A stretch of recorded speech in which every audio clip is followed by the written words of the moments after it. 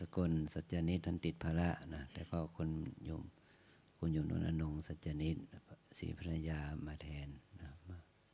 ปีนี้แขกผู้ใหญ่เราหลายท่านก็ติดนะคุณโยมมารินีวราหกิจก็ติดนะก็เป็นผู้แทนมานะอันนี้เป็นต้นนะก็ถือว่าแม้ว่าโยมจะติดส่วนอื่นแต่ก็ยังมีกุศลจิตนึกถึงเมื่อกี้นี้ก็มีคนไม่ได้อายุมากเท่าไหร่เนาะยังหนุ่มอยู่นะก็ยังอุตส่าห์เดินทางจากกรุงเทพมาเพื่อจะมาทอดกฐินวัดเราเนี่ยนะก็เป็นลูกศิษย์ที่เคยมาปฏิบัติธรรม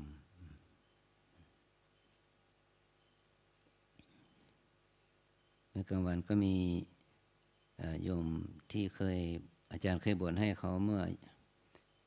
ประมาณ26 ปีที่แล้วนะมาปฏิบัติธรรมมาบวชเป็นแม่ชี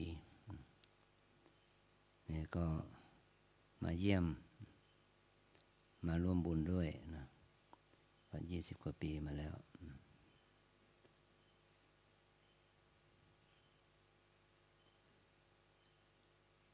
แล้วก็ได้นึกถึงว่าลูกศิษย์ลูกหาที่ได้มานึกถึงวันกฐินเนี่ยเพราะว่ามาถึงนึกถึงเรื่องของการที่จะได้มาทำบุญร่วมกับพวกเราทุกคนแล้วก็ยังมีพิเศษก็คือกลุ่มเจ้าของโรงทานเท่าไหร่เนาะเจ้าภาพโรงทานถึงปัจจุบันนี้นะวันนี้นะที่เจ้าหน้าที่เขาให้ข้อมูลมามี115เจ้าภาพโรงทานนะก็กินโรงทานละ1 คำก็น่าจะอิ่มนะโรงทานนี้คำหนึ่งนี่เนาะแล้วก็โรงทานนั้นอีกคำหนึ่งถ้าใครกิน115 คำไม่อิ่มก็ไม่รู้จะว่ายังไงเนาะนะโรงทานละคำนะเรียบร้อยแล้วตั้งแต่8 โมงเลยเขาก็กินไปกินคำหนึ่งดื่มน้ำอึกหนึ่งเลยนะจนถึง11 โมงจนถึงเที่ยงวันเนาะเพราะเราไม่ต้องกินเงื่อนไขไม่ต้องมีเที่ยงวันนะเนาะหลังเที่ยงบ่ายโมงก็ยังกินได้ก็มีความรู้สึกที่ดีนะว่าเราเลี้ยงคนหรือคนที่มาร่วมงานเราหลายร้อยชีวิตร่วมพันชีวิตเนี่ยเราไม่ต้องจ่ายค่าอาหารแม้แต่บาทเดียวก็อาศัยแต่ละท่านเนี่ยเนาะเป็นเรียกว่าเป็นศรัทธาหน้าใหญ่เลี้ยงได้ทุกคนนะได้ทุกคนยังเมื่อกี้ยังคุยกับคุณโยมกจรเดชแสงสุพรรณที่เป็นประธาน SCG เนาะพร้อมกับคณะว่ามีเจ้าภาพมากกว่า105เจ้าภาพแล้วโยมก็หัวเราะนะเคยจัดโต๊ะให้ท่านฉันให้ท่านทานนะท่านไม่ทานท่านก็ออกไปชิมนี่แหละเนาะชิมไปประธาน SCG ท่านก็ยังไปหากับข้าวกินกับโรงทานของพวกเรานะฉะนั้นถ้าใครได้ให้เจ้าภาพใหญ่ได้ทานก็ถือว่าได้บุญหลายเนอะ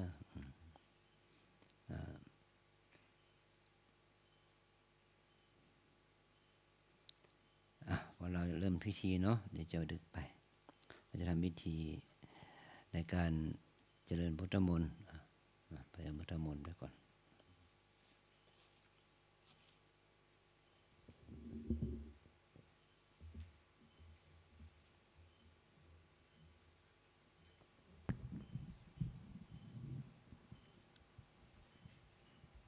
ช่วงนี้ให้ทุกคนประนมมือนะครับ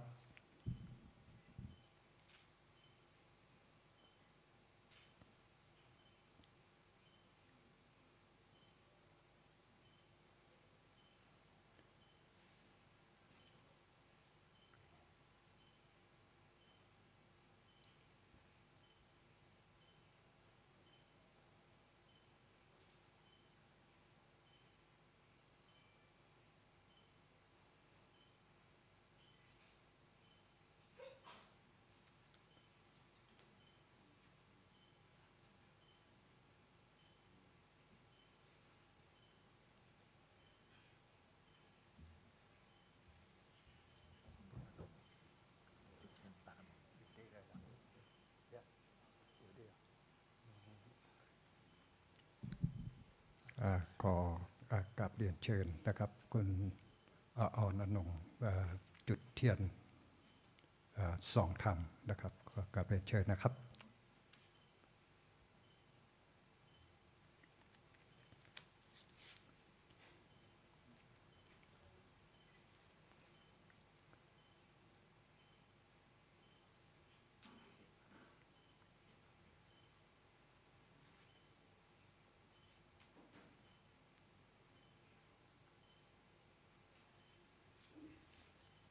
ก็เรียนเชิญทุกคนทุกท่านประนมมือบูชาพระรัตนตรัยอาราธนาศีลและสมทานศีลสืบต่อไปนะครับอิมินาสกาเลนะพุทธังอภิปูชยามะอิมินาสกาเลนะธัมมังอภิปูชยามะอิมินาสกาเลนะสังฆังอภิปูชยามะอะระหังสัมมาสัมพุทโธภควาพุทธังภควันตังอภิวาเทมิสวากขาโตภควตาธัมโมธัมมังนามัสสามิสุปฏิปันโนภะคะวะโตสาวกสังโฆสังฆังนามามิสาธุมะยังพันเตติสรณเนนะสหปัญจศีลานิญาจามะทุติยัมปิมะยังพันเตติสรณเนนะสหปัญจลานิยาจามะตาติยัมปิมะยังพันเตติสรณเนนะสหปัญจศีลานิยาจามะนะโมตัสสะภะคะวะโตอะระหะโตสัมมาสัมพุทธัสสะนะโมตัสสะภะคะวะโตอะระหะโตสัมมาสัมพุทธัสสะนะโมตัสสะภะคะวะโตอะระหะโตสัมมาสัมพุทธัสสะนะโมตัสสะภะคะวะโตอะระหะโตสัมมาสัมพุทธัสสะนะโมตัสสะภะคะวะโตอะระหะโตสัมมาสัมพุทธัสสะนะโมตัสสะภะคะวะโตอะระหะโตสัมมาสัมพุทธัสสะพุทธังสรณังคัจฉามิพุทธังสรณังคัจฉามิธัมมังสรณังคัจฉามิธัมมังสรณังคัจฉามิสังฆังสรณังคัจฉามิสังฆังสรณังคัจฉามิทุติยัมปิพุทธังสรณังคัจฉามิทุติยัมปิพุทธังสรณังคัจฉามิทุติยัมปิธัมมังสรณังคัจฉามิทุติยัมปิธัมมังสรณังคัจฉามิทุติยัมปิสังฆังสรณังคัจฉามิทุติยัมปิสังฆังสรณังคัจฉามิตติยัมปิพุทธังสรณังคัจฉามิตติยัมปิพุทธังสรณังคัจฉามิตติยัมปิธัมมังสรณังคัจฉามิตติยัมปิธัมมังสรณังคัจฉามิตติยัมปิสังฆังสรณังคัจฉามิตติยัมปิสังฆังสรณังคัจฉามิปานาติปาตาเวรมณีสิกขาปะทังสมาธิยามิป ปานาติปาตาเวรมณีสิกขาปะทังสมาธิยามิอาทินนาทานาเวรมณีสิกขาปะทังสมาธิยามิอาทินนาทานาเวรมณีสิกขาปะทังสมาธิยามิกาเมสุมิจฉาจาราเวรมณีสิกขาปะทังสมาธิยามิกาเมสุมิจฉาจาราเวรมณีสิกขาปะทังสมาธิยามิมุสาวาทาเวรมณีสิกขาปะทังสมาธิยามิมุสาวาทาเวรมณีสิกขาปะทังสมาธิยามิสุราเมรยมัชฌัปมาทฐานาเวรมณีสิกขาปะทังสมาธิยามิสุราเมรยมัชฌัปมาทฐานาเวรมณีสิกขาปะทังสมาธิยามิอิมานิปัญจสิกขาปทานิสิเลนะสุขติงยันติสิเลนะโภคสัมปทาสาธุสิเลนะนิพุติงยันติตัสสมาสิลังวิโสทะเยสาธุวิปติปฏิภายาสัพพสัมปติสิทธิยาสัพพทุกขวินาศายาปริตังพรุธมังคลังวิปัสติปฏิภาหายาสัพพสัมปติสิทธิยาสัพพพยาวินาศายาปริตังพรุธมังคลังวิปัสติปฏิภาหายาสัพพสัมปติสิทธิยาสัพพโรควินาศายาปริตังพรุธมังคลังปริตวานาเมตังสเมตาภาทันตังอวิคิตจิตาปริตังภานันตุสักเคกามิจารูเปคิริสิขารตเตจันตาริเควิมานีทีเประเทจะคามีตารุวนาคหนีเคหาวัตุมยิเคเตภูมิมาจายันตุเทวาชระชระวิสเมยาคาคันทัพพนาคาติทันตาสันติเกยังมุนิวรวัจนังสาธโอเมสุนันตุธรรมัสสวนกาโลอายัมภะทันตังธรรมัสสวนกาโลอายัมภะทันตังธรรมัสสวนกาโลอายัมภะทันตังบัดนี้เวลาอันเป็นมงคลถึงพร้อมแล้วคณะสงฆ์คณะอุบาแม่ชีโยคีอุบาสกอุบาสิกาในบารมีธรรมของพระเดชพระคุณพระพรหมมงคลหลวงปู่ทองสิริมังคโรศิษยานุศิษย์ทั้งบรรพชิตและคฤหัสถ์ได้ตั้งกุศลศรัทธาในพระรัตนตรัยพร้อมใจกันที่จะทำการถวายมหาทานถวายผ้ากฐินมหากุศลสามัคคีแก่ประสงค์ที่อยู่จำพรรษาทุนไตรมาสในวัดอาวาสแห่งวัดรำเปิงตะโพธารามนี้ ซึ่งปีพุทธศักราช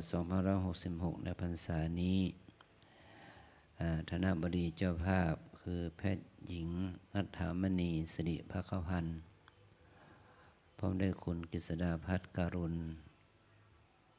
และคณะคุณพ่อคุณแม่พี่น้องญาติมิตรบริษัท SCG สยามซีเมนต์กรุ๊ปโดยคุณยมกจรเดชคุณนฤณีแสงสุพรรณและคณะตัวแทนจำหน่ายในเครือข่ายของ SCG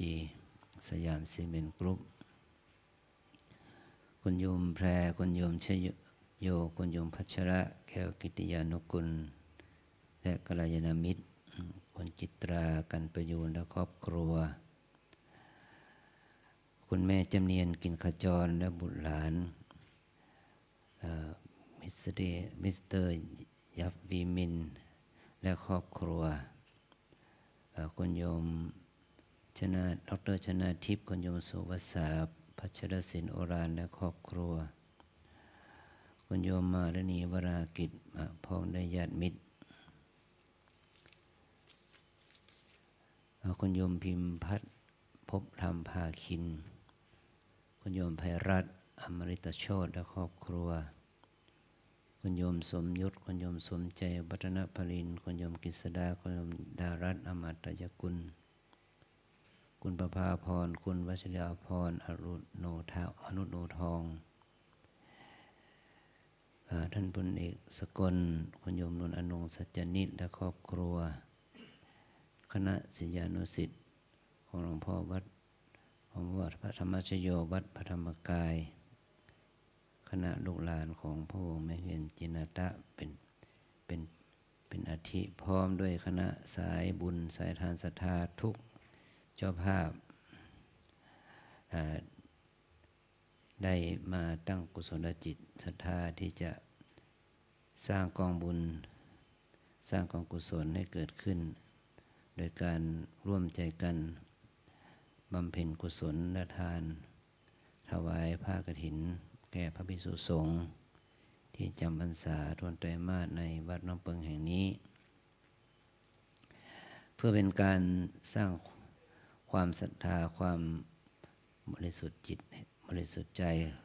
ที่มีต่อคำสอนของพระพุทธศาสนาของพระพุทธเจ้าเกี่ยวกับเรื่องของกฐินกุศลจึงเราก็ได้ทั้งหลายก็ได้ดำเนินตามจารีตประเพณีของแต่บุคคลตั้งแต่ในอดีตสมัยพุทธกาลมาจนถึงเท่าวันนี้โดยอาศัยพระวินัยบัญญัติที่องค์พระสัมมาสัมพุทธเจ้าได้ทรงบัญญัติว่าเรื่องกฐินณฐานกิจเพื่อให้พระสงฆ์ได้อานิสงส์ตามพระวินัยและเป็นปัจจัยให้ศรัทธาญาติโยมสาธุชนทั้งหลายได้กระทำบำเพ็ญกุศลกฐินทานให้สำเร็จประโยชน์เป็นที่ตั้งของความศรัทธาเลื่อมใสในพุทธศาสนาตามที่องค์พระสัมมาสัมพุทธเจ้าได้ทรงตรัสว่าผู้ให้เครื่องนุ่งห่มผู้ให้ชื่อว่าให้วรรณะอะไรว่าผู้ให้วรรณะเพื่อการให้กฐินทานนี่เป็นการให้เสื้อให้ผ้าชื่อว่าได้ชื่อว่าให้วรรณะก็ขอให้พวกเราทั้งหลายนั้นเจริญด้วยวรรณะคือคำว่าวรรณะก็คือผิวพรรณวรรณะผ่องใสวรรณะมุ่งหมายถึงสิริหรือมิ่งขวัญคือบุคคลใดได้เห็นแล้วก็เกิดความชื่นชมยินดีให้ความนับถือให้ความเคารพให้ความยกย่องให้ความเป็นกันเองให้ความเป็นมิตรขอพลังบุญนี้จงเป็นอานิสงส์แก่ท่านเจ้าภาพทุกท่านฉะนั้นเราจึงควรที่จะมีการสมโภชผ้ากฐินผ้าไตรกฐินและไตรบริวารและของใช้ที่มันเป็นบริวารของกฐินซึ่งพวกเราทั้งหลายได้เอาจัดแต่งไว้ดีแล้วตั้งแต่หลายวันหลายเดือนมาและรวมไปถึงคณะกลุ่มอุโบสถศีลก็ยังได้ทำดอกไม้ทำปลายสีอะไรต่างๆเพื่อเป็นการบูชา ขอให้เราทั้งหลายได้ร่วมใจรวมถึงเจ้าภาพลงทานทุกลงทานที่ตั้งใจไว้ดีแล้วนั้นให้สามารถที่จะเป็นประโยชน์เกื้อกูลแก่ทุกๆคนสืบต่อไปเพื่อให้เป็นทานที่สะอาดบริสุทธิ์เราจึงใช้พลังจิตที่เกิดจากการสาธยายพระปริธรรมนี้เพื่อให้เป็นการสมโภชเพื่อให้เกิดเป็นวัตถุทานที่บริสุทธิ์ควรแก่การถวายเป็นพุทธบูชาธรรมบูชาสังฆบูชาจริยบูชาสืบต่อไปณบัดนี้นะโมตัสสะภะคะวะโต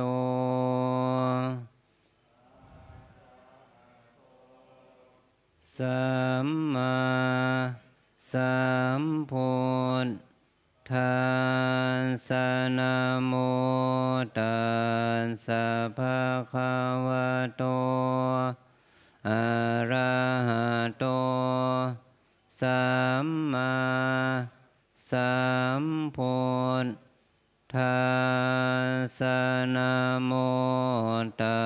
สสะภะคะวะโตอะระหะโตสัมมาสัมพุทธัสสะพุทธังสรณังคัจฉามิธัมมังคัจฉามิสังฆังสรณังคัจฉามิทุติยัมปิพุทธังคัจฉามิทุติยัมปิธัมมังสรณังคัจฉามิทุติยัมปิสังฆังคัจฉามิตติยัมปิพุทธังสรณังคัจฉามิตติยัมปิธัมมังมิตติยัมปิสังฆังสรณังคัจฉามิสัมพุทเทอันทวิสัจะทวันทัสสันจะสหัสเกปัญจะสัตตสหัสนินามามิสิราสาอาหังเตสังธรรมันจะสักขันจะอาทะเลนะนามามิหังนามการาเวนะหันตวาสัมเพอุปันทเวอเนกาตรายาปิวินาสันโตอาเสสะโตสัมพุทเทจะปัญญาสันจะจตุวิสติสหัสเกสัสสตสหัสานินามามิสิราสาอาหังเตสังธรรมจะอาทะเลนะนามามิหังนามการานุภาเวนะหันตวาอุปันทเวอเนกาอันตรายาปิวินันตัวอาเสสะตัวสัมพุทเทนะวุนตรสเตอันทจันสัสหัสเกวิสติสัตตสหัสานินามามิสิราสาส สังธรรมันจะสังขันจะอาทะเลนะนะมามิหังนามกาลานาหันตวาสัมเพโอปันทเวอเนกาอันตรายาปิวินัสตัวอาเสสะตัวปุณเทนะวุนตรสเตอันทจันตาลิสสหัสเกสันติสัตตสหัสสานินามามิสิรสาอาหังเตสังขันจะอาทะเลนะนะมามิหังนามกาลานุภานาหันตวาสัมเพอุปันทเวอเนกาตรายาปิวินาสตัวอาเสสะโตนะโมอะระหะโตสัมมาทัสสะมะเหสิโนนะโมอุนตมังธัมมัสสะสวะเสวะเตนิธานโมมหาสังฆาสาปิวิสุทธัสสิลาทินติโนตยาลันทัสสะรัตนันตยาสสสะทุกังนะโมโอมะกาติตัสสะตัสสะวันโทนตยาสปินะโมนะโสโตปันทวานะโมคารานุภาเวนะสุวันติโหตุสัมปทานะโมสเตเชนะวิธิ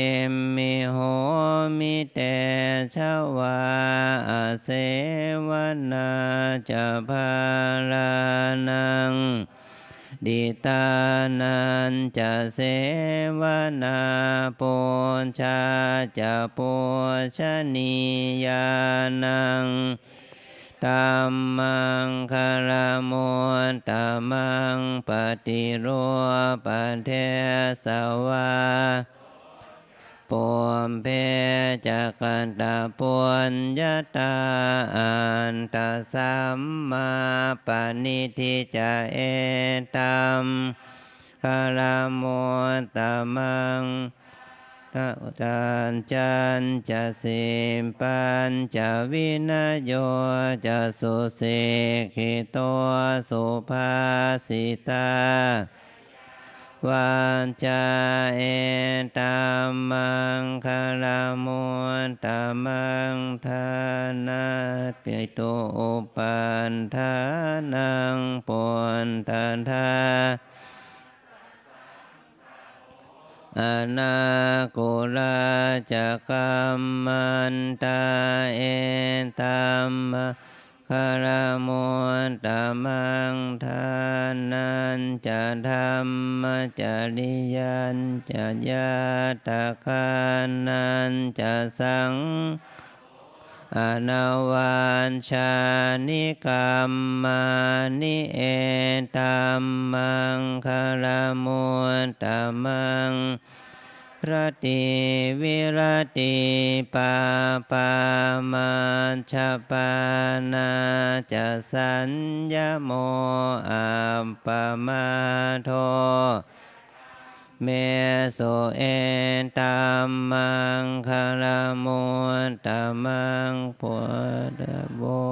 จะนิวาโตทิจักตัญยุตากาเลนะธรรม เอตัมมังคารมุตตมังขันติจะโสวัจจัสสตาสมนานันจะทัสนาธรรมาสาการชาเอตัมมังคารมุตตมังปุปโปจะพัมมจริญญาณนันทาสนังนิพพานะสิกิริยาจะเอตัมมังคารมุตตมังเอทัสสะโลกธรรมยาสนกรรมปฏิอาโศกังวิรชังเขมังเอตัมมังคารมุตตมังเอตานิกตวานาสัมพันธรรมปราชิตาสัมพันธโสตขันฉันติตันเตสังมังคารตมันติยังกินจิเวียนตังเอดาวหูลังวาสังเคโสวายังรัตนังปณิตังสมังอันติตถาคเตนะอิธัมปิพุนเทรัตนังสัจเจนะโสวันติโหตุขยังวิราคังปณิตังยะถาสะคาสักกยมุนีสมาหิโตนะเตเมนะสัมมันติกินจิธัมปิธัมเมรัตนังเจนะโสวันติโหตุยัมพุนทเสนโทปริวันนะเยสุจิงนันตานิกันยะมาโหสมาธินาเตนะสะโมนะเวนชติธรรมปิเมรัตนังปณิตังเอเตนะสัจเจนะโสวันตุเยปุคลาอันตสัตตังปสันทาจันตาลิเอตานิโยกโหนติเตทักขินายยาสุกตัสสะสาวกาเอเตสุทินนิธรรมปิสังเครัตนังปณิตังเอเตนะสัตนะโสวันติโหตุปโยนตามนัสสาทันเหนะนิกามิโนโคตมัสสะสนัมปันติปันตาอมตังวิคัยหาพุทธมุทา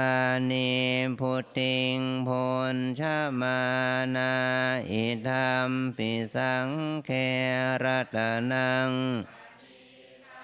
เอเตนะสัจเจนะโสวัตติโห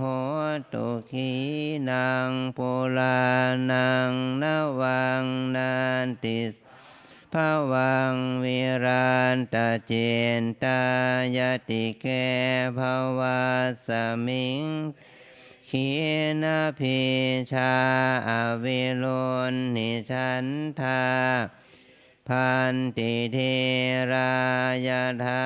ยัมปทิปัวอิธัมปิสังเครัตนัง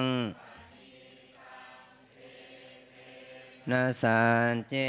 นะโสวันติโหตุยานิทัพโพตานิสัมมานิพพมมานิวายานิวะอันตะเลเขตถาคตังเทวมนุษย์ชิตังพุทธังนามาสามาสุวันติโหตุยานิสัมมาคตานิพพมมานิวายานิวะอันตะเลเขตถาคตังมโนสัพโพชิตังธัมมังนามาสามาสุวันติโหตุยานิทัพโพตานิสัมมามานิวายานิวะอันตะเลเขตถาคตังเทวมนุสัพโพชิตังสังฆังสุวันติโหนตุกรณียมันตะโกสเนนะยันตังปันทังอภิสัมเมนจะสักโกอุโชจะโสโหโชจะโสวะโจจะสมุทโธอนัตติมานีสะโกจะโสภะโรจะอัปปะเคนโจจะสันลาหุกวติสันตินทลิโยโกจะอัปปะคามโพโกเลโสอนานุเคนโทนะจะโคนทังกินจิเยนะวินโยปะเรอุปวัฏทายโยงสุขิโนวามิโนโหนตุสัมเพสันตาภวันตุสุขิตันตาตันติตัสสาวาทาวราวาอนาวเสสาติคามหันตาวามาชิมาราสกาอนุกโทลาเยจะเทนทาเยจะโดเรวสันติอวิโทเรวาสัมภเวสีวาสัมเพสันตาภวันตุสุขิตันตาปรังนิโกมเพทนาติมันเยทกันตจินังคินเจพยาโรปฏิฆาสัญญานัญญมัญญาสะโทขมินชัยยมาตายธานิยังปุนตังเอกปุณตมนุราเคเอวัมปิสาภะพุเตสุมาณสัมภาเมตตัญจะสัมภโรกัสสมิงมานะสัมภาวะเยอปริมาณังจันติเรยัญจะสัมพันธังอเวรังอสัพพันตังเทนทันจรังสยาโนวายาวตาสวิคตาเมนโทเอตังสติงพัมมะเมตังวิหารังอิธรรมาหุเทนเทนจานุปคัมทัสเนนะสัมปันโนกาเมสุวินัยยะเคนทังนะหิ ตุคามภาษายังปุณเรติติวิโรปักเขหิเมเมตังเมตังเอปะเทหิเมฉัพพยาปุนเตหิเมเมตังเมตังกันหาโคจะมะเกทะเกหิเมเมตังเมตังทิปาทะเกหิเมจตุปะเทหิเมตังเมตังพะโหมปะเทหิเมมา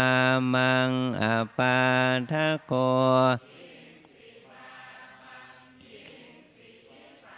ทะโกมามังจตุปะโทหิงสิมามังหิงสิพะโหมปะโทตาสามเพปานาสามเพพุทธาจะเกวราสามเพ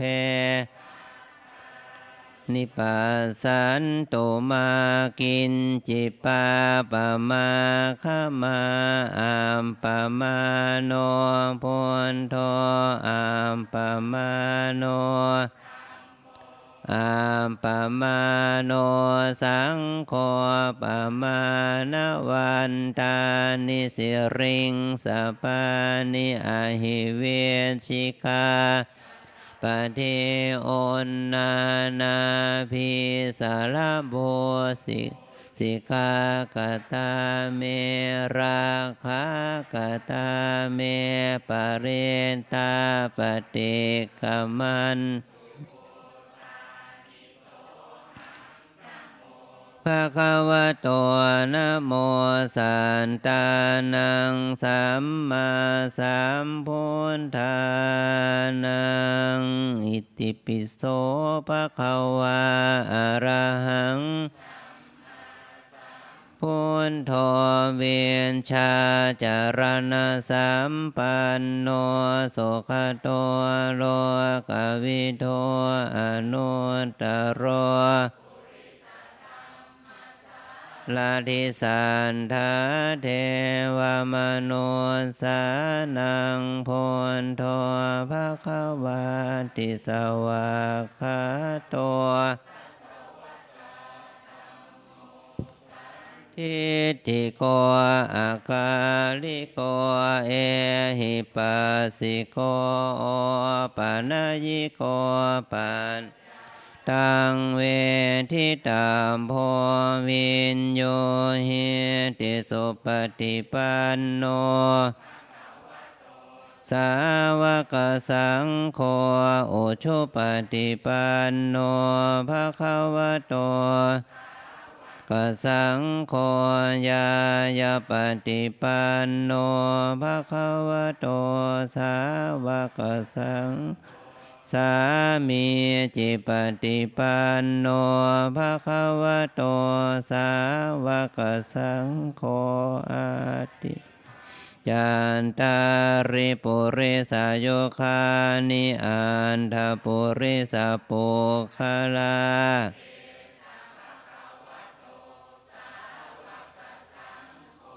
อาหุนายโยปาหุนายโยทักขินายโยชาลีกาลนิโยอนุตตรังปุญญาตังโลกัสสติปะหุงสหัสสมาพินิมมิตาสาวุทันตังครีเมอุทิตาโครัสเสนามาลังทานาทิธรรมวิธินาชิตวามุนินโทสัสสะภาวะตุเตชยมังคลานิมาลาติเลขมพิโยนชิตสัพพลันติง ปนาลาวะกามังคามทานทายังขังขันติสุทันตวิธิลิงคชาวรังอติอันทโพธังทาวากิจักกามัสเนวสุรุนันตังปุเสกวิธินาชิตาวามุนินโทตันเตชะสาภวตุเตชยมังตาคาคามติหันทสุทารุนันตังเมวันติโยชนะปัทังคุริมาระวันตังอินเทปิสังกตมโนชิตามุนินโทตันเตชะสาภวตุเตชยมังคะนิหัตตวานาการธมุตรังเอวะคามพินิยาคินจายันทุนตวัจนัง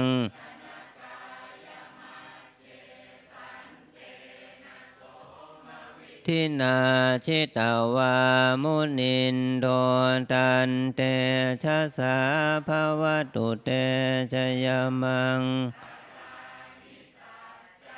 วิหายมติสัจจกวาทะเกตุงวาทาพิโรปิตมนังอติอันทโพตังปัญญาปฏิชิตาวามุนินโดตันเตชะสาภวตุเตชยมังคะนิเอนโทปนันดาบุชะคังวิพุทังมหินทิงโพนเทนาปุชะเขนะธรรมาปยันโตอินโทปเทสวิธินาชิตาวามุนินโทชะสาภวตุเตชยมังคลานิเอวคาหาเทนเดปุชะเคนะโสทานทหันทังปะกาพิธานังยานาคเทนะวิธินาชิตาวามุนินโทชะสาภวตุเตชยมังคลานิเหตาปิโพนทัชยมังทาคาทาโยวาจโนทินาทิเนสารเตมตันทิหิตวาวิวิธานิโจปันทวานิโมกขังสุขังอธิคามัยโปรสะปัญโยมหาการุณิโกนาโทหิตายะสัพพปานินังทวาปารมีสัมภาปันโตสัมโพธิมุตตมัง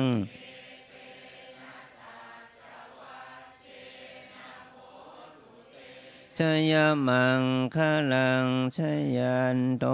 โพธิยาโมเลสักยา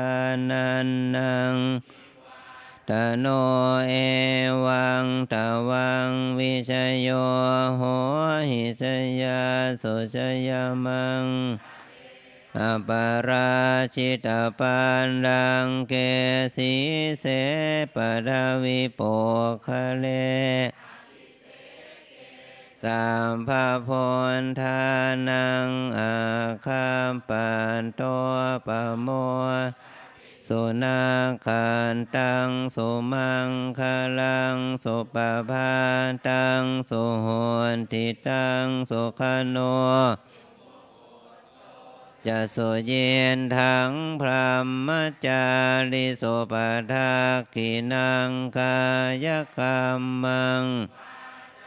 กัมมังปะทากินังปะทากินังมโนกัมมังเตปะทากินาปะทากินานิกตวานารพันตันเทปะทากิเนสังกตวาพุนทรตนังโอสถังโอนตมังวรังหิตังเทวมนุสานังพุนทเตเชนะโสตินันสันตุปันทวาสามเพทุงขาบัวปัสมินตุเตสังกตวาธรรมรัตนังวรังปริราโหปัสมนังธรรมเตเชนะโสทินานันสัมเพพยาโวปัสมินตุเตสังกตวาสังครตนังโอสถังโอนตมังวรังปาหุนายังสังฆเตเชนะโสทินานันสันตุปันทวาโรคาโวปะตุเตนะติเมสรนังอัญญังพุนโธเมสรนังวรังเอเตนะสันตุเตชยมังคลังนาติเมสรนังอัญญังธัมโมเมสรนังวรังนาสันจวานเชนะโหตุเตชยมังคลังนาติเมสรนังสังโฆเมสรนังวรังเอเตนะสันจวันเชนะโหตุเตขลังยังกินเจรตานังโลเกเวสันติวิวิทังปุถุรัตานังพุนทสมังนันติตัสส่วนที่ภวันตุเตยังกินจิรตนังโลเกสันติวิวิทังปุถุรัตนังธรรมสมังนันติตัสสมาส่วนที่ตุเตยังกินจิรตนังโลเกเวสันติวิวิทังนันติตัสสมาโสทิภวันตุเตยันทนนิมิตตังอวมังคลัญจโยสกุณาสสันโทปาปะคะโหโทสุปินังอากันตังพุนธานุภาวินาสเมนตุยันทนนิมิตตังอวมังคลัญจโยจามนาโปปาปะคะโหโทสุปินังอากันตังธรรมานุภานาวินาสเมนตุยันโทนิมิตตังอวมังคลัญจโยจามนาโปปะคะโหโทสุปินังอากันตังคานุภาเวนะวินาสเมนตุสิริทิติมติเตโช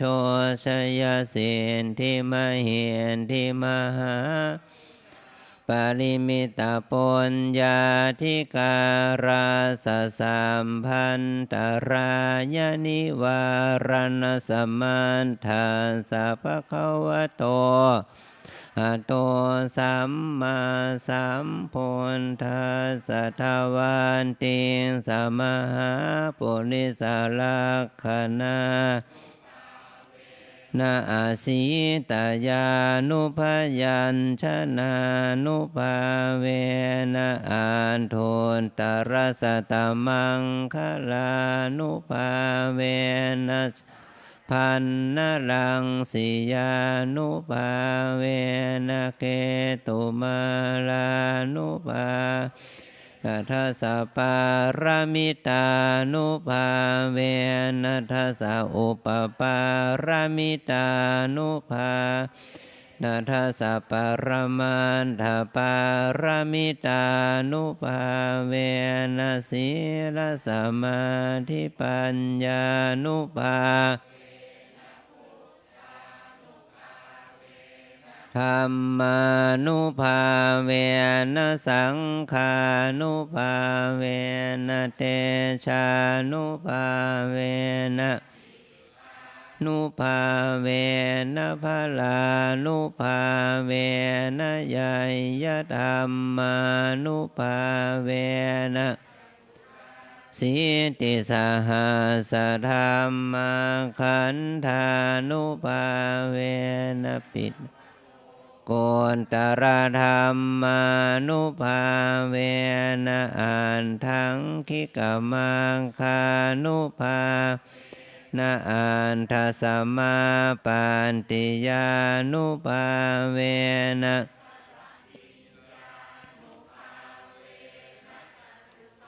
จยานานุภาเวนะทัสสะภรยานานุภาเวนะจัมยุตยานานุภาเว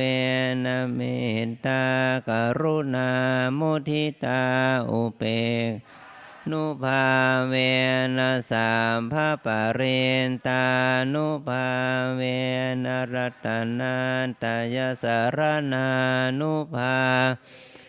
ตุยหังสัพพะโรคะโสโกปันทวทุกขโท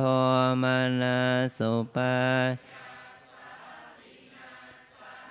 สัมภะอันตรายาปิวินาสันตุสัมภะสังกัมปะตุยหังสมินชันตุเทคายุตาโหตุสัตวาสัชชีเวนะสมังคิโกโหตุสัมปทาอากาพามหาสมุนทาอารักขันตาวตาสัทธาตุมเหอนุราคันตุทุกขปัตตาจนิทุกขพยาปัตตาจนิพ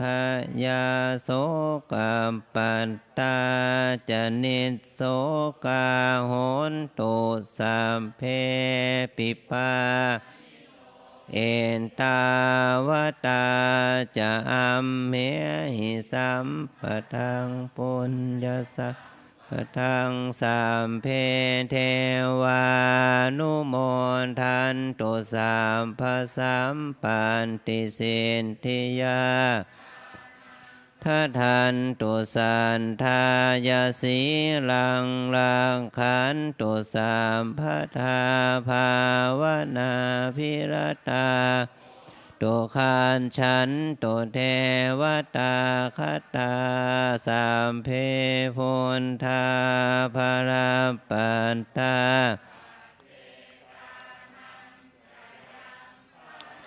อรหันตานันจะเตเชนะรังคังวันทามิสัพพโสภวตุสัพพมังรักขันตุสัพพเทวตาสัมภพุทธานุภาเวนัสสทธาภวันตุเตภวตุสัพพมังคลังรัก ตุสัมภเทวตาสัมภธรรมานุภาเวนัสสัทธาทีภวันตุเตภวตุสัพพมังคลังรักตุสัมภเทวตาสัพพสังฆานุภาเวนัสสัทธาโสทิภาวันตุเต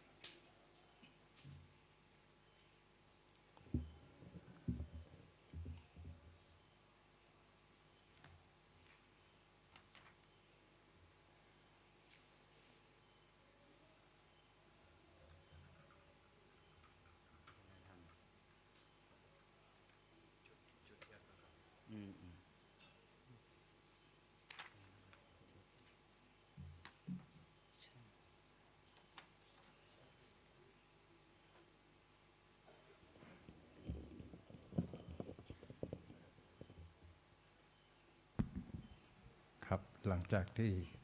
สวดเจริญพระพุทธมนต์จบไปเรียบร้อยนะครับท่านว่าพุทธภาษิตว่านัตถิปัญญาสมาอาภานะครับแสงสว่างเสมอด้วยปัญญาไม่มีนะครับเพื่อสร้างเสริมปัญญาบารมีคือเพิ่มเติมไปเขาจะได้ฟังพระสัทธรรมเทศนาช่วงนี้ก็ขอเรียนเชิญคุณอรอนงค์สัจจาดิษฐ์นะครับได้เป็นตัวแทนประจุดเทียนส่งธรรมอีกครั้งหนึ่งนะครับเพื่อสร้างเสริมปัญญาให้สว่างไสวนะครับ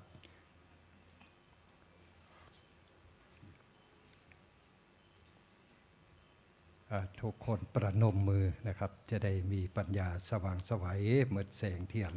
ที่เขาจะได้ส่งธรรมในวันนี้นะครับพระเดชพระคุณเจ้าคุณพระอาจารย์นะครับหลวงพ่อเจ้าคณะอำเภอจะได้เทศทำในค่ำคืนนี้เพื่อเสริมปัญญาบารมีสืบต่อไปนะครับเรียนเจิญแม่ชีอารัตนาธรรมครับ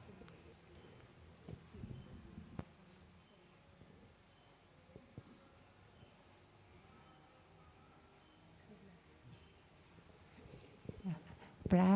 มาจโลกาทิปติสหัมปติกัดอัญชลีอันทิวรังอาญาจถาสันติทัสสตาปราชังคชาติกาเทเสตุธรรมังอนุกรรมปิมังประชังท้าวสหัมบดีพรหมเป็นบรม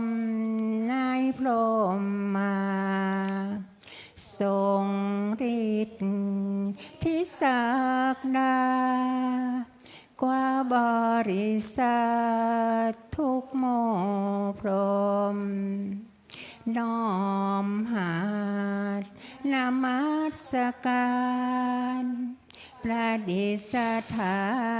นนาทีสมควรแล้วจึงบังคมชุริบาทพระศาสดาขอพ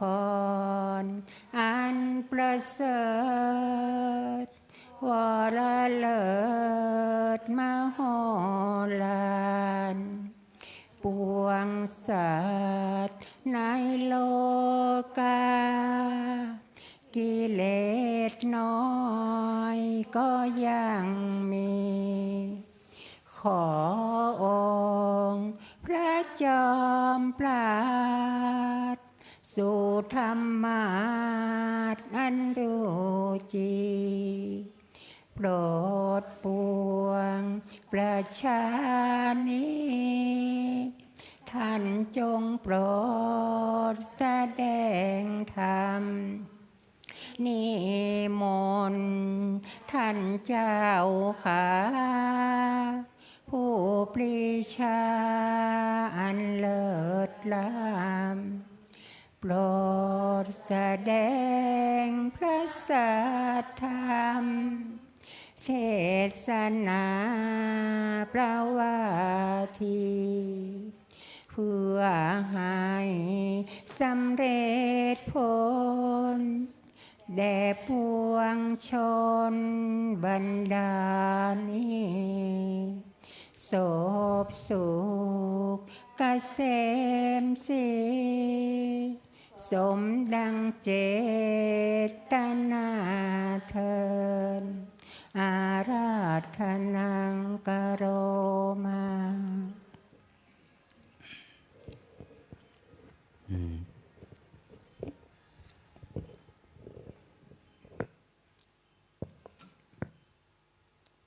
ถ้าจะอ่านเจ้าภาพทั้งหมดก็เดี๋ยวก็จะยาวนานไปเนาะเอาสรุปว่าเรามีเจ้าภาพอยู่238เจ้าภาพณเวลานี้นะ238เจ้าภาพถ้านับกองกฐินหรือว่ากองละหมื่นณวันนี้เดี๋ยวนี้เรามีจำนวน 1,310 กองนะก็เอา 1,310 กองก็เอา10,000คูณเข้าไปก็แล้วกันอันนี้ก็เราก็เอาการฟังธรรมนี้เป็นบุญนะแม้ว่าเราจะไม่สามารถที่จะกล่าวถึงเจ้าภาพทุกท่านท่านใดที่เป็นเจ้าภาพก็รู้ด้วยตัวเองแล้วเนาะว่าตัวเองเป็นเจ้าภาพนะแต่ก็กล่าวถึงบางท่านที่ได้เป็นผู้ได้สละเป็นพิเศษเป็นกองทุนให้แก่การกระทอดกฐินในคราวครั้งนี้เหมือนกับแพทย์หญิงรัฐามณีสิริภคพันธ์และครอบครัวแล้วก็ SCG สยามซีเมนต์กรุ๊ปโดยเฉพาะ SCG สยามซีเมนต์กรุ๊ปนั้นมาเป็นเจ้าภาพให้ว่าเราในปีนี้เป็นเข้าปีที่13แล้วเนาะ13ปีเขาไม่ได้ทิ้งว่าเราแม้จะเป็นโควิดอะไรก็มาทุกครั้งทุกปีโดยเฉพาะก็คุณโยมพระอาจารย์เอกแสงสุพรรณนั้นตั้งแต่ท่านเป็นผู้อำนวยการใหญ่ของ SCG นะท่านพาคณะเจ้าหน้าที่ระดับสูงแล้วก็ติดต่อเนื่องกันมาถึงปีนี้โยมก็ยังให้เกษียณแล้วก็ยังมีบารมีนะพากลุ่มของ SCG แล้วก็ผู้แทนฝ่ายขายต่างๆยังดำเนินมาจนถึงวันนี้นะส่วนแพทย์หญิงณฐามณีสิริภคพันธ์นั้นตั้งแต่สมัยเธอเป็นนักศึกษาแพทย์นะก็ได้มาปฏิบัติธรรมที่วัดเรานี้พอจบการแพทย์แล้วได้ทำงานทำธุรกิจส่วนตนจนประสบความสำเร็จในนามของเลบี้ไอสกินคลินิกนะที่กรุงเทพก็ทำความบุญมาตลอดเป็นเจ้าภาพอาหารทุกเดือนนะทุกเดือนตลอดปี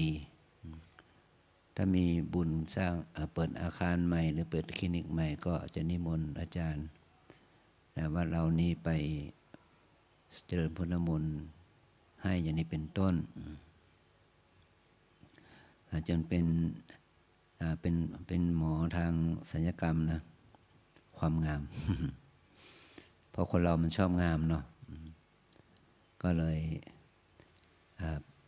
มีลูกค้าที่ชอบความสวยความงาม แต่ว่าคุณหมอก็มีใจงามด้วยนะเพราะว่าก็อยากจะให้ว่าเรานั้นขึ้นลงควาหอฉันให้ไวโยมก็ได้มาถามอาจารย์ว่าจะต้องทำบุญเท่าไหร่อาจารย์ก็เลยบอกว่าโอ้ไม่จำกัดละเพราะว่าเรายังต้องการที่จะหาทุนที่จะเป็นทุนสร้างโรงครัวหอฉันเนี่ยหลายมากอยู่นะแล้วแต่ว่าคุณหมอและครอบครัวจะมีความพร้อมเท่าไหร่ก็ให้พิจารณาเอาเองเนี่ยสุดท้ายก็โยมก็ให้ปัจจัยมาเป็นเช็คเนี่ยตั้งแต่ก่อนเข้าพรรษาเลยนะให้มาก่อนเลยเนี่ยก็เป็นเจ้าภาพถึง717 กองนะอันนี้ก็เรียกว่าเป็นเจตนาที่คุณหมอต้องการให้ว่าเราได้มีนะอีกท่านหนึ่งก็คือคนโยมมรณีวรากิจโยมก็ภาวนาไว้ว่าถ้าทำโยมก็จะอุปถัมภ์มากกว่านี้แต่ตอนนี้เราก็ยังเรียกว่าจะทำจะรื้อเอาโรงครัวปัจจุบันนี้ก็ไม่ได้เพราะรื้อแล้วไม่รู้ว่าจะไปสร้างที่ไหนไปปรุงอาหารที่ไหนนะก็เลยต้องดึงเกมไว้นะคราวนี้เขาปีที่2แล้วนะแต่ปีนี้ก็หวังว่าแต่ปีหน้าก็แล้วกันนะปีนี้มันไม่ทันแล้วกำลังเอาแบบที่เราเขียนไว้แล้วเนี่ยเอามาให้เจ้าหน้าที่ทาง SCG ประเมินราคาใหม่แต่ก่อนที่เราทำว่าชั้นใต้ดินโรงหอฉันชั้นห้องประชุมและอาคารที่พักที่เราตั้งไว้7 ชั้นนั้นนะคิดเป็นเงินทำไมเมื่อ5-6 ปีก่อนนะมัน100 ล้านนะ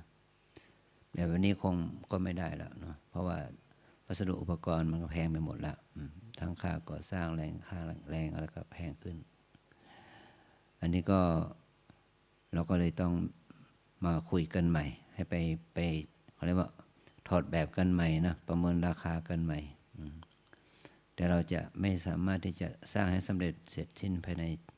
ทั้ง7 ปีทั้ง7 ชั้นภายในปีเดียวได้นะก็เลยมีความคิดว่าจะทำเป็นทีละระดับไปชั้นใต้ดินเสร็จแล้วชั้น1ชั้น2ค่อยๆทำไปให้ญาติโยมได้เห็นถึงการก่อสร้างนั้นดำเนินไปแล้วนะเราจะได้ช่วยกันระดมทุนต่อไปตามสมควรแก่เหตุนะการก่อสร้างมันไม่สนุกนะมันถ้าเราไปอยู่หน้างานเนี่ยมันบ่มม่วนเลยนะมันไม่สนุกเพราะว่าคนงานมันมีหลายนิสัยแล้วก็ยิ่งถ้าคนงานที่เขาเหมาเป็นจ็อบนี่โอ้มันยิ่งวางเกมกันอย่างน่าดูอะไรวางยากันเนาะแกล้งกันก็มีนี่มาแก้ตามล้างเอาตามแก้ตามเปลี่ยนเนี่ยโอ้นะบางทีถ้าเราไม่ทันเกมช่างคนโฟร์แมนคุมงานไปสู้เอียกับผู้รับจ้างผู้ก่อสร้างอะไรเอาไปกันอีกนะฉะนั้นเราก็เลยต้องหาช่างที่มีความไว้ใจได้พอสมควรนะวันนี้เรามีโครงการที่จะพัฒนาเขตปฏิบัติธรรมฝ่ายหญิงที่กุฏิบางกุฏิมันก็หมดสภาพทรุดโทรมเพราะว่าการก่อสร้างมา10 กว่าปีนั้นตอนนั้นมันไม่ได้มาตรฐานเท่าที่ควรนะคานหักบ้างอะไรบ้างตึกห้องน้ำร้าวบ้างอันนี้มันก็เป็นตัวอย่างหนึ่งนะแต่ว่าเราก็คุ้มนะที่เราได้ใช้สำหรับสร้างคนนะอันนี้ก็พอสมัยก่อนนั้นนะโยคีเรายังไม่มากหอฉันก็พอใช้นะแต่เมื่อโยคีเรามากขึ้นหอฉันก็ไม่พอใช้ที่อาหารก็เป็นไม่พอใช้นะมันก็เลยต้องหาอุบายที่จะว่าเราจะทำยังไงให้เรามีที่ฉันมีหอฉันมีโรงครัวที่ดีเนี่ยก็ต้องถึงโยมคนหนึ่งที่มีความคิด ที่ทำโครงการนี้ขึ้นมาก็คืออัญชลีจิตุรานนท์ที่เธอเอาข้อคิดนี้มาเสนอให้อาจารย์เลยก็ลงมือหาตั้งผ้าป่าตั้งกฐินมาโดยตลอดนะแม้ว่าตอนนี้เธอจะไม่ค่อยสะดวกนะแต่เราก็ต้องคิดถึงว่าเราต้องต่อยอดความคิดนี้นะที่ว่าให้ได้หอฉันให้ได้โรงครัวที่มาตรฐานที่จะเหมาะกับการปรุงอาหารและการขบฉันของพระสงฆ์เนรได้ไม่ชีโยคีโดยทั่วไปแต่เมื่อเราจะทำก็จะต้องทำให้มันได้มาตรฐานและดีแล้วก็แต่ว่าสถานที่เราไม่มีเราก็เลยต้องซื้อที่ซื้อทางกว่าจะได้ที่ดินแต่ละแปลงเนาะตอนนี้เราที่ดินเราก็ได้แล้วนะก็ต้องมาหาทุนสร้างอาคารนี่อีกอย่างนี้นะแต่ว่า 2-3 ปีที่ผ่านมาก็ติดเรื่องโควิดอีกอย่างนี้นะจึงเป็นเหตุให้เราจะต้องราชาออกไปอีกฉะนั้นวันนี้จึงถือว่าเป็นโอกาสอีกโอกาสหนึ่งที่เราจะได้มาทำบุญเพื่อให้กิจที่เราตั้งเป้าหมายไว้นี้ใกล้ต่อความเป็นจริงนะก็คือเรามาร่วมกันทอดกฐินสามัคคีมหากุศลต่อไปนี้จะได้แสดงธรรมอันว่าเรื่องของกฐินแล้วก็อานิสงส์ของการถวายกฐินเป็นต้นให้แก่พวกเราทั้งหลายได้สดับรับฟังพอสมควรเพื่อเป็นการสร้างความศรัทธาความเลื่อมใสความฉันทะอุตสาหะที่จะร่วมกันทอดกฐินและสร้างบุญสร้างกุศลในพระศาสนาสืบต่อไปนะ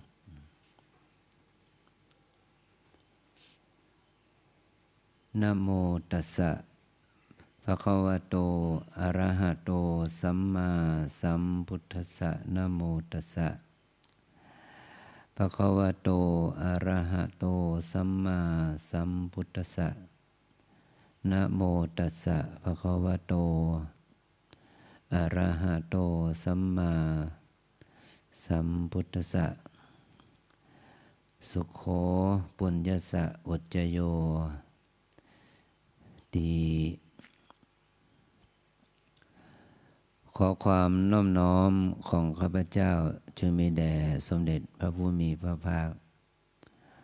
ผู้ทรงพระมหากรุณาธิคุณอันประเสริฐผู้บริสุทธิ์จากกิเลสตรัสรู้ชอบได้โดยพระองค์เองขอความน้อมน้อมต่อพระธรรมและคณะพระอริยสงฆ์เจ้าทั้งหลายในโอกาสบัดนี้จะได้แสดงธรรมว่าโดยการสั่งสมบุญนำสุขมาให้คำว่าบุญนั้นองค์พระสัมมาสัมพุทธเจ้าได้ตรัสว่าเธอทั้งภิกษุทั้งหลายเธอทั้งหลายอย่าได้กลัวบุญนะเพราะบุญเป็นชื่อของความสุขในการวิเคราะห์ศัพท์ว่าบุญท่านแสดงไว้ในคัมภีร์ว่าเรื่องเกี่ยวกับบุญในว่าเรื่องเกี่ยวกับบุญกรรมนะว่าอัตโนสันตานังปุเนติโสเทติติปุญญังธรรมชาติใดย่อมชำระขันธสันดานให้สะอาดธรรมชาตินั้นชื่อว่าบุญก็หมายความว่าบุญเนี่ยมันเป็นธรรมเนาะเป็นธรรมเป็นเครื่องเป็นคุณเครื่องที่จะชำระจิตของคนเราเนี่ยให้สะอาดขันธสันดานคือสภาพจิตใจเราเนี่ยนะให้มันสะอาดจากอะไรจากกิเลสแต่เขาว่ากิเลสนะเป็นตัวทำให้จิตใจเราสมองเรียกว่าสกปรกบุญคือเป็นธรรมที่จะทำให้จิตใจผ่องใสสะอาดธรรมชาติที่ทำให้จิตใจเราสะอาดธรรมชาตินั้นชื่อว่าบุญว่าบุญนั้นย่อมเกิดขึ้นได้ด้วย เหตุ3ประการนะก็คือทานนามัยบุญนั้นเกิดจากการให้ทานศีลไมยบุญอันเกิดจากการรักษาศีลภาวนาไมยบุญอันเกิดจากการภาวนาเนื่องจากว่ามนุษย์เราเนี่ยนะเป็นพูดง่ายๆว่าธาตุขันธ์ของพวกเรานะมันเป็นธาตุขันธ์ที่หยาบเป็นธาตุขันธ์ที่หนักเป็นธาตุขันธ์ที่ต้องอาศัยอาหารอาศัยปัจจัย4นะหล่อเลี้ยงปกป้องคุ้มครองรักษาจึงจะสามารถดำรงธาตุขันธ์นี้ไว้ได้จึงอยู่ที่องค์พระสัมมาสัมพุทธเจ้านั้นจะทรงอนุโมทนาในบุญภาวนาว่าเป็นบุญอันประเสริฐที่จะทำพาให้เราพ้นจากวัฏทุกข์แต่ถึงอย่างนั้นนะพระองค์ก็ไม่ได้ปฏิเสธเรื่องของบุญทานเพราะว่าบุญทานนั้นเป็นบุญที่จะสามารถหล่อเลี้ยงธาตุขันธ์นี้ไว้ได้ฉะนั้นแม้แต่พระสัมมาสัมพุทธเจ้าได้ตรัสรู้แล้วพระองค์ก็ยังจะต้องดำรงธาตุขันธ์ด้วยอำนาจของบุญทานเช่นการออกไปบิณฑบาตเพื่อให้โยมได้ทำบุญให้อาหารเนี่ยมันยังมีความจำเป็นในการที่จะดำรงธาตุขันธ์ฉะนั้นบุญที่จะดำรงธาตุขันธ์ของเราเนี่ยก็คือบุญทานที่จะดำรงธาตุขันธ์ที่เราเป็นรูปเป็นร่างให้ตั้งอยู่ได้นะซึ่งอาศัยปัจจัย4เราเลี้ยงธาตุขันธ์นี้นะพระองค์จึงทรงตรัสถึงอานิสงส์ของการให้ทานไว้มากมายเพราะว่าคนเรานั้นนะสัตว์โลกเนี่ยบอกว่าสัตว์ทั้งหลายอยู่ได้ด้วยอาหารนะเป็นต้นนะการให้ทานเป็นเรื่องของอาหารเนี่ยซึ่งถือว่าเป็นสิ่งที่มีความจำเป็นของชีวิตเราลองลงมาที่ท่านกล่าวไว้ที่ว่าจีวรบิณฑบาตเสนาสนะเภสัชนะที่เราเรียกว่าปัจจัย4เนาะเครื่องนุ่งห่มนะเป็นปัจจัยที่มีความสำคัญต่อร่างกายต่อมาก็คืออาหารต่อมาก็คือที่พักอาศัยต่อไปก็คือยุยารักษาโรคภัยไข้เจ็บเครื่องนุ่งห่มอย่างกรณีกฐินทานนี่ก็เป็นการให้เครื่องนุ่งห่มจีวรทานนั่นเองนะจีวรทานจีวรแปลว่าเครื่องนุ่งห่มนะฉะนั้นเสื้อผ้าอาภรณ์ของพวกเรานี่ก็จะอยู่ในกลุ่มของจีวรทานเรามีการบริจาคเครื่องนุ่งห่มแก่เด็กยากจนเรามีการบริจาคเสื้อผ้าชุดนักเรียนแก่นักเรียนที่ยากจนเนาะตอนนี้อากาศหนาวเนาะวันนี้เป็นคืนที่2เนาะอากาศเย็นเนาะเมื่อคืนนี้อากาศเย็นนะบางคนไม่ได้เตรียมตัวนะโอ้โหนะคนที่มาจากเขตร้อนเนี่ยบ่นอู้เลยนะไม่ได้หลับมันหนาวนะอันนี้ก็คือเราจะต้องมีเครื่องนุ่งห่มเราไปแจกผ้าห่มเนาะแจกเครื่องนุ่งห่มแจกผ้าห่มแก่คนดอยคนที่อยู่ที่สูงหรือคนที่ยากจนข้นแค้นเนี่ยฉะนั้นเครื่องนุ่งห่มจึงมีความสำคัญต่อร่างกายเรามากนะเพราะว่าถ้าเราไม่มีเครื่องนุ่งห่มแล้วก็พอให้เป็นไข้ไม่สบายนะเจ็บปวดหัวตัวร้อนเป็นไข้เพราะว่าเครื่องนุ่งห่มไม่พอเนี่ยอันนี้ก็ถือว่าถ้าเรามีเครื่องนุ่งห่มมันก็สามารถป้องกันหนาวป้องกันร้อนป้องกันสัมผัสแห่งเหลือบยุงลมแดดได้อันนี้ก็คือเครื่องนุ่งห่มที่ว่าเป็นขั้นพื้นฐานแต่เครื่องนุ่งห่มนั้นมันก็เมื่อเราเอามานุ่งมาห่มแล้วคนเรามันก็มีกิเลสเนาะอันนี้โดยพื้นฐานเนาะเมื่อเรามีกิเลสเราก็พยายามที่จะประดับประดาเครื่องนุ่งห่มให้มันงดงามเนาะมันก็มีชุดฟอร์มชุดอะไรต่างๆมีเครื่องประดับกายเข้ามาเกี่ยวข้องด้วยนะ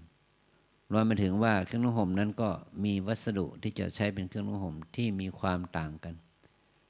ที่เราเรียกว่าผ้าฝ้ายผ้าป่านผ้าไหมผ้าลินินผ้าขนสัตว์อย่างนี้ผ้าใยสงเคราะห์ในปัจจุบันนี้เนาะมันก็มีความหลากหลายความละเอียดของเครื่องนุ่งห่มนั้นนะเมื่อมันมีการหลากหลายมันก็มีคุณภาพต่างกันมีราคาต่างกันนะแล้วก็เอามาใช้ต่างวาระเนาะหน้าหนาวหน้าร้อนหน้าฝนก็มีความต่างกันด้วยใช้เครื่องนุ่งห่มที่ต่างกันเพื่อให้มันเหมาะกับฤดูกาลเนี่ยฉะนั้นจึงมีความประณีตแตกต่างกันไปฉะนั้นการที่เราให้จีวรทานในเบื้องต้นก็คือป้องกันความหนาวป้องกันความร้อนป้องกันแห่งสัมผัสแห่งเหลือบยุงลมแดดและสัตว์เสือคานและปกปิดอวัยวะที่น่าละอายอันนี้เป้าหมายนะที่ว่าปฏิสังขารโยเนาะพิจารณาปัจเจศีแม้ว่าพอเราจะเป็นพระก็ยังมีผ้าจีวรเครื่องนุ่งห่มที่ทำจากวัสดุที่หลากหลายแต่พระองค์นั้นทรงบัญญัติเนาะว่าห้ามขอนะโดยเฉพาะคือบุคคลที่ไม่ได้ปวารณานะไม่ได้ปวารณาไว้ห้ามขอฉะนั้นเราจะได้ผ้าแบบไหนก็นุ่งห่มกันอย่างนั้นเรียกว่าได้ผ้าฝ้ายก็ห่มผ้าฝ้ายได้ผ้าไหมก็ห่มผ้าไหมเนาะได้ผ้าขนสัตว์ก็ห่มผ้าขนสัตว์ตามนั้นแต่สมัยก่อนนี่ผ้าเนื้อดีเนาะก็ถูกโจรขโมยเพราะโจรนั้นขโมยไม่ปล้นเลยนะไม่ใช่ขโมยเนาะทั้งขโมยทั้งปล้นเนี่ยปล้นพระเอาอะไรเอาผ้าเนาะเพราะผ้าผืนดีเนี่ยต่อมาพระองค์ก็ทรงเห็นโทษว่าเพราะผ้าผืนดีผ้าเนื้อดีโจรมันก็ปล้นเอาขโมยผ้าจีวรพระก็เลยต้องมาออกแบบการเย็บจีวรตัดจีวรเป็นขันขันเล็กขันน้อยออกมาเป็นจีวร5 ขัน 7 ขัน 9 ขันอย่างนี้เป็นต้นนะและประโยชน์อย่างหนึ่งก็คือว่าเมื่อพระหาผ้ามาได้ที่แตกต่างขนาดก็เอามาเย็บเข้าสู่ขันที่เหมาะสมผืนใหญ่ก็เป็นขันใหญ่ผืนน้อยก็เป็นขันน้อยเป็นต้นก็เอามาใช้ให้มันเหมาะกับสภาพแล้วก็แม้จะได้ผ้าผืนใหญ่มาก็ต้องตัดเป็นขันคำว่าขันก็คือชิ้นนะเป็นชิ้นอย่างจีวรที่เราเห็นข้างหน้านี่เป็นจีวร9 ขัน9 ขันก็ถึงว่าจีวรสมมติว่ากว้างของจีวรกว้าง2 เมตรเนาะกว้าง2 เมตรอย่างนี้นะถ้ากว้าง2 เมตรก็เอามาหารเลยเอา2 เมตรมาหารเป็น9 ขันต้องเอามาหาร9 ชิ้นให้มันได้2 เมตรเย็บอย่างเงี้ยนะเนี่ยฉะนั้นผ้าที่มันมีขนาดขันมากขนาดผ้าจะชิ้นเล็กก็ง่ายต่อการแสวงหาเอามารวมกันเป็นผืนแต่ถ้าเป็นขันน้อยเช่นว่า5 ขันก็ต้องใช้ผ้าที่มีขนาดใหญ่หายากในสมัยอดีตนะแต่ปัจจุบันนี้จะคนเราหรือพระเอาอะไรก็นิยมเอาจีวร9 ขันเนี่ยเนาะนุ่งจีวร9 ขันความจริงแล้วมันถึงจีวร9 ขันในสมัยก่อนมันถึงว่าใช้ผ้าชิ้นเล็กแต่จีวร5 ขันเนี่ยใช้ผ้าชิ้นใหญ่นะเนี่ยค่านิยมของพระปัจจุบันนี้จีวร5 ขันนี่มันไม่รู้สึกว่ามันไม่ถ้าเป็นภาษาชาวบ้านมันไม่โก้เนาะมันไม่ดูดีเลยนะต้อง9 ขันมันถึงจะดูดีนะแต่ความจริงแล้วมันจีวร9 ขันมันถึงผ้าชิ้นเล็กเพราะสมัยก่อนใช้ผ้าชิ้นเล็กมาเย็บกันมันไม่เท่ประเภทเนาะเนี่ยฉะนั้นเราก็ได้ผ้ามาแล้วเนี่ยเราก็เอามาเย็บเนาะเรารวมเป็นผืนนะเป็นผืนอันนี้เขาเรียกว่าให้มันเหมาะกับสภาพตัวนี้ว่าผ้าที่เราจะใช้นะผ้าที่เราจะใช้นะ อย่างเช่นว่าพวกผ้าขนสัตว์ผ้าไหมสมัยก่อนมันก็เป็นผ้าหายากแล้วก็คนที่จะถวายได้ก็ต้องมี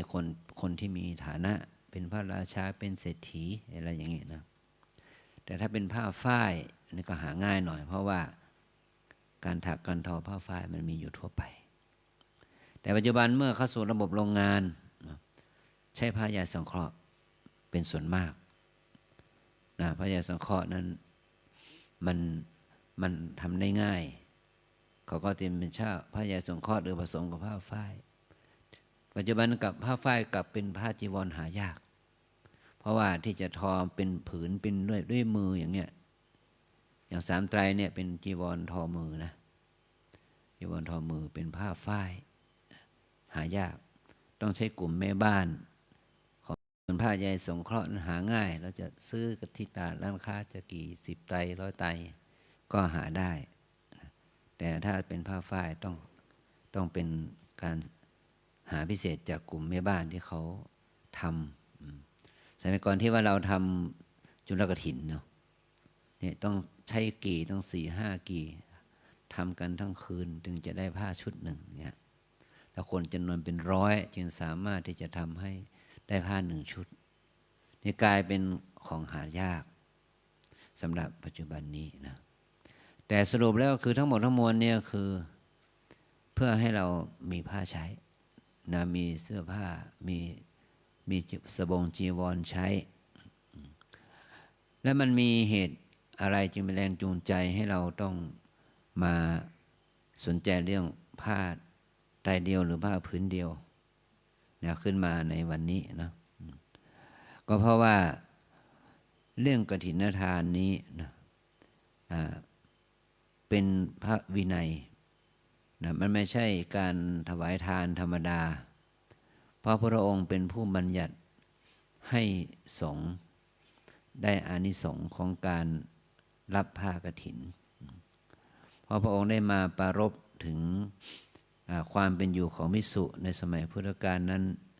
ในการที่จะแสวงผ้านั้นหาได้โดยยากพระองค์จึงให้โอกาสในการที่จะให้พระสงฆ์นั้นได้อานิสงส์แห่งการเปลี่ยนผ้าใหม่เพราะมันมีความจำเป็นอย่างที่กล่าวมาแล้วว่าร่างกายของเราต้องการที่จะเข้าสู่เพราะว่าพอพ้นฤดูฝนใช่ไหมมันจะเข้าสู่ฤดูหนาวเนาะพอฤดูหนาวปั๊บเนี่ยถ้าผ้าเราไม่พออะไรจะเกิดขึ้นเนาะมันก็เย็นนะสิเนาะเนี่ยมันก็ไม่สบายนะฉะนั้นเราจึงต้องหาผ้ามานุ่งห่มในช่วงหน้าหนาวสมัยพุทธกาลนั้นต้นสมัยพุทธกาลปฐมโพธิกาลเนี่ยพระภิกษุจะใช้ผ้าแค่2 ชิ้นคือผ้าสบงผ้านุ่งกับผ้าจีวรผ้าห่มข้างบนแต่ว่าวันหนึ่งนี้พระองค์เห็นพระสงฆ์นี่ลำบาก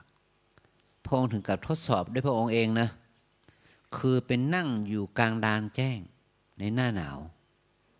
ขณะพระองค์ซึ่งมีอะไรว่ามีพลังจิตสูงนะด้วยอำนาจของฌานในปัญญาของพระองค์เนี่ยท่านพระองค์ก็นั่งสมาธิกลางแจ้งขณะธาตุขันธ์ของพระองค์ที่ว่ามีความพร้อมแห่งอินทรีย์อันสมบูรณ์นะพระองค์ก็มาพิจารณาว่าความต้องการของร่างกายนั้นผ้าจีวร2 ผืนไม่พอนะพระองค์จึงบัญญัติให้ภิกษุเนี่ยรับผ้าอีก1 ชิ้นเราเรียกว่าผ้าสังคติผ้าสังคติยังเกิดขึ้นนะเกิดจากการต้องต่อสู้กับความหนาวเหน็บของอากาศถ้าอินเดียใช่ไหมโดยเฉพาะอินเดียตอนเหนือมันปัจจุบันนี้มันถ้าเราไปอินเดียตอนหน้าหนาวนะมันหนาวเหน็บจริงๆเนาะถ้าใครเคยไปนะมันหนาวมากยิ่งถ้าไปทางเนปาลอะไรนะมันหนาวมันใกล้หิมาลัยเนี่ยพระองค์จึงให้ภิกษุทั้งหลายนี่มีผ้าจีวรอีกผ้าอีกผืนหนึ่งขึ้นมาเรียกว่าผ้าสังคติผ้าสังคติแปลว่าผ้าทับซ้อนคือผืนนี้เนาะคือสมัยก่อนหมายความว่าถ้ามันหนาวเนี่ยก็ให้มีผ้าสังคติทับซ้อนแต่เนื่องจากว่าบ้านเราเนี่ยมันหน้าหนาวมากหน้าหนาวมันก็หนาวไม่มากโดยภาคเหนือก็ยังหนาวอยู่เนาะแต่ภาคกลางไม่ต้องพูดถึงเนาะร้อนแตกนะฉะนั้นไม่จำเป็นต้องใช้ผ้าซับซ้อนเพราะก็เลยพับไว้เฉยๆแต่ว่าจำเป็นต้องรักษา ไม่รู้จะไปวางที่ไหนก็วางบนบ่าเนาะก็เลยกลายเป็นการผ้าพาดบ่าซ้อนนะเป็นกลายเป็นประเพณีนิยมนั่นเองแต่ถ้าบ้านเรานะทางเหนือเนาะมีประโยชน์อยู่หนาวจริงๆนะไม่มีอะไรก็ขี้จีวรมาห่มเนาะมาห่มร่างกายให้มันอบอุ่นเนี่ยแต่ถ้าเราขึ้นไปทางเหนืออย่างที่ว่าเนาะทางอินเดียตอนเหนือว่าทางมันถึงว่าเขตอบอุ่นเนี่ยเขตอบอุ่นเมื่อเราก็คือเขตหนาวเหน็บอ่ะเนาะมันหนาวมันเย็นมีหิมะตกเนี่ย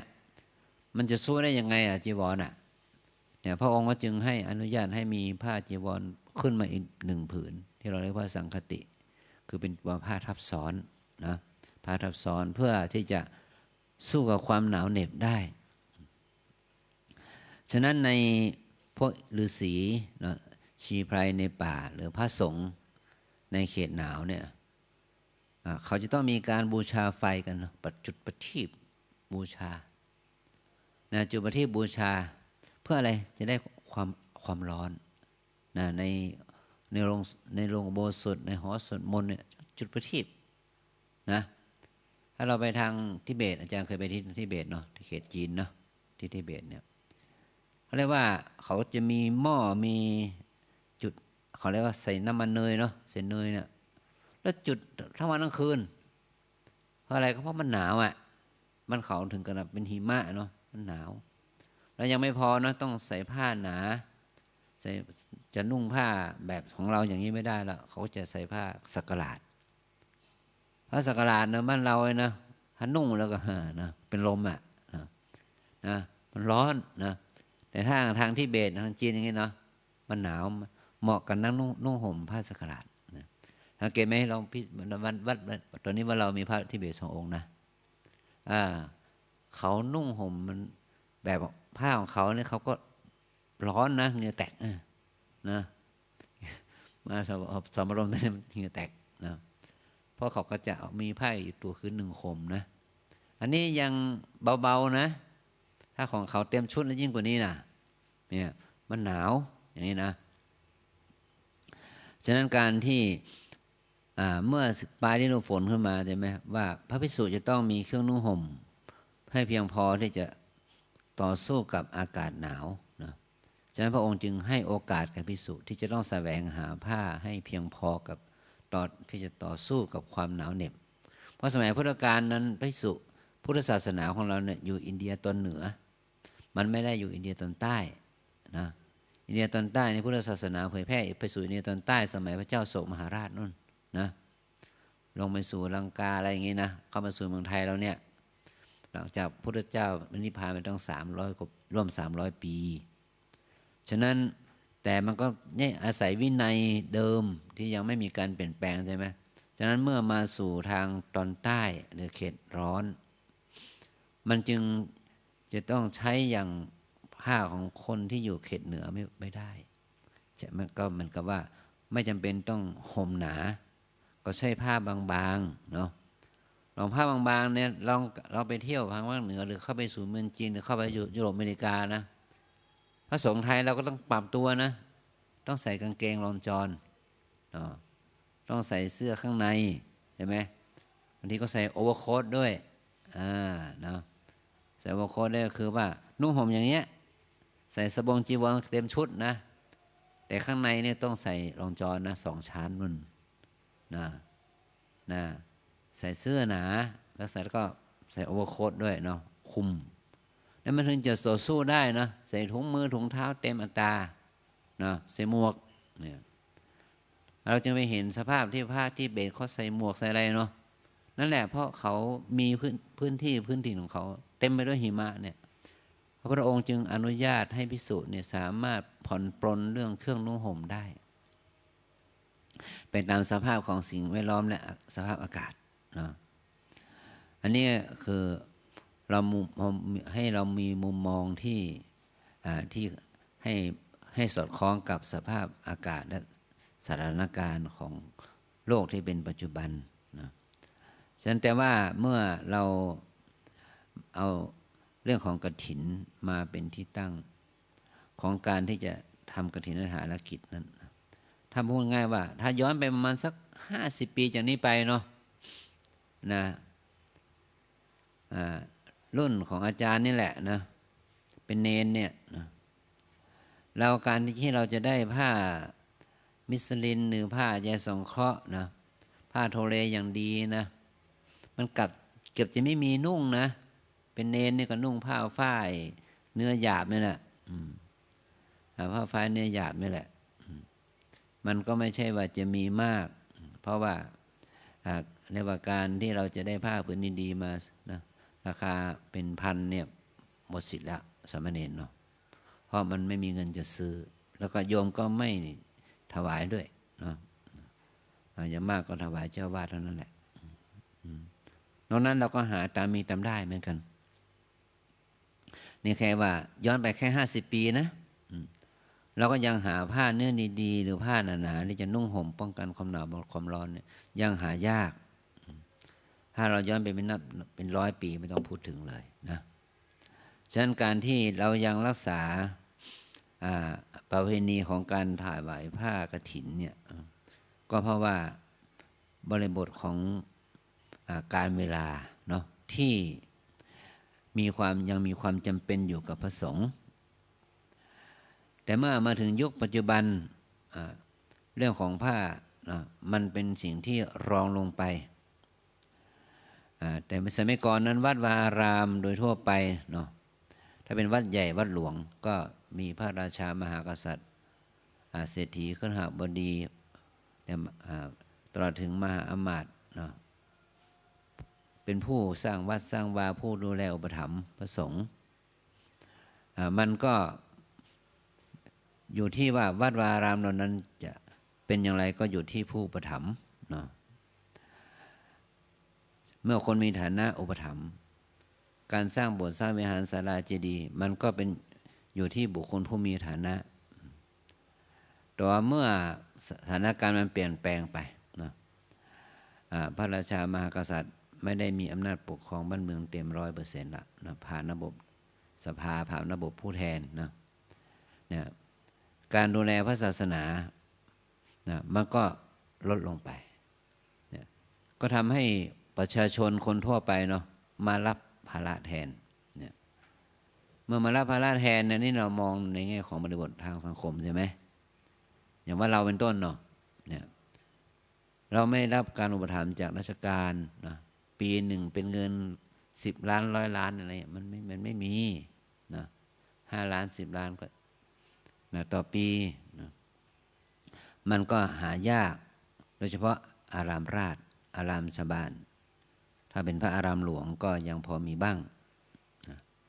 ฉะนั้นจึงเป็นเหตุให้ว่านอกจากมีการทำกฐินทานนะถ้าเราจะสร้างโบสถ์สร้างวิหารสร้างศาลาแม้แต่สร้างอะไรก็ตามแต่ในวัดเนี่ยเราจะหาอะไรมาเป็นเหตุให้เกิดการแรงบันดาลใจนะที่จะทำบุญเพื่อเราจะได้มีทุนในการพัฒนาวัดวาอารามสิ่งหนึ่งมันก็เคยเกิดขึ้นก็คือเรื่องของกฐินนี่แหละนะเนี่ยพอมีการทำกฐินทานขึ้นมานอกจากเอาผ้าเป็นที่ตั้งแล้วเนี่ยนะเรายังต้องหาทุนทรัพย์เพื่อที่จะเอามาเป็นทุนในการบริหารจัดการวัดนะเป็นค่าน้ำค่าไฟค่าอาหารสร้างนั้นสร้างนี้ขึ้นมาเนี่ยฉะนั้นโอกาสที่จะบอกบุญโยมมันก็ที่เป็นกรณีพิเศษก็คือกฐินนะเพราะว่ามันเป็นการให้ทานที่พิเศษที่ว่าพระองค์ทรงบัญญัติให้พระสงฆ์เนี่ยรับกฐินได้วัดเดียวครั้งเดียวนะเนี่ยวัดเดียวครั้งเดียวปีเดียวมีหนเดียวเนี่ยฉะนั้นถ้าเมื่อเราเอากฐินมาถวายหรือผ้ากฐินมาถวายแล้วเนี่ยเราก็ถือโอกาสเนี่ยหาทุนหาอุปกรณ์หาปัจจัย4ให้แก่พระสงฆ์ไปด้วยเนี่ยมันก็เลยเป็นเหตุให้มีการบอกบุญกันนะซึ่งเขาบอกว่าอันนี้มันไม่ใช่กฐินก็ถูกนะมันก็ไม่ใช่กฐินน่ะเพราะกฐินก็คือผ้านะแต่เนื่องจากว่าสิ่งแวดล้อมเหตุปัจจัยมันมีวัตถุเข้ามาเกี่ยวข้องส่วนอื่นด้วยนะมันก็เลยอาศัยเหตุปัจจัยนี้นะระดมทุนเพื่อจะได้มาเป็นทุนในการ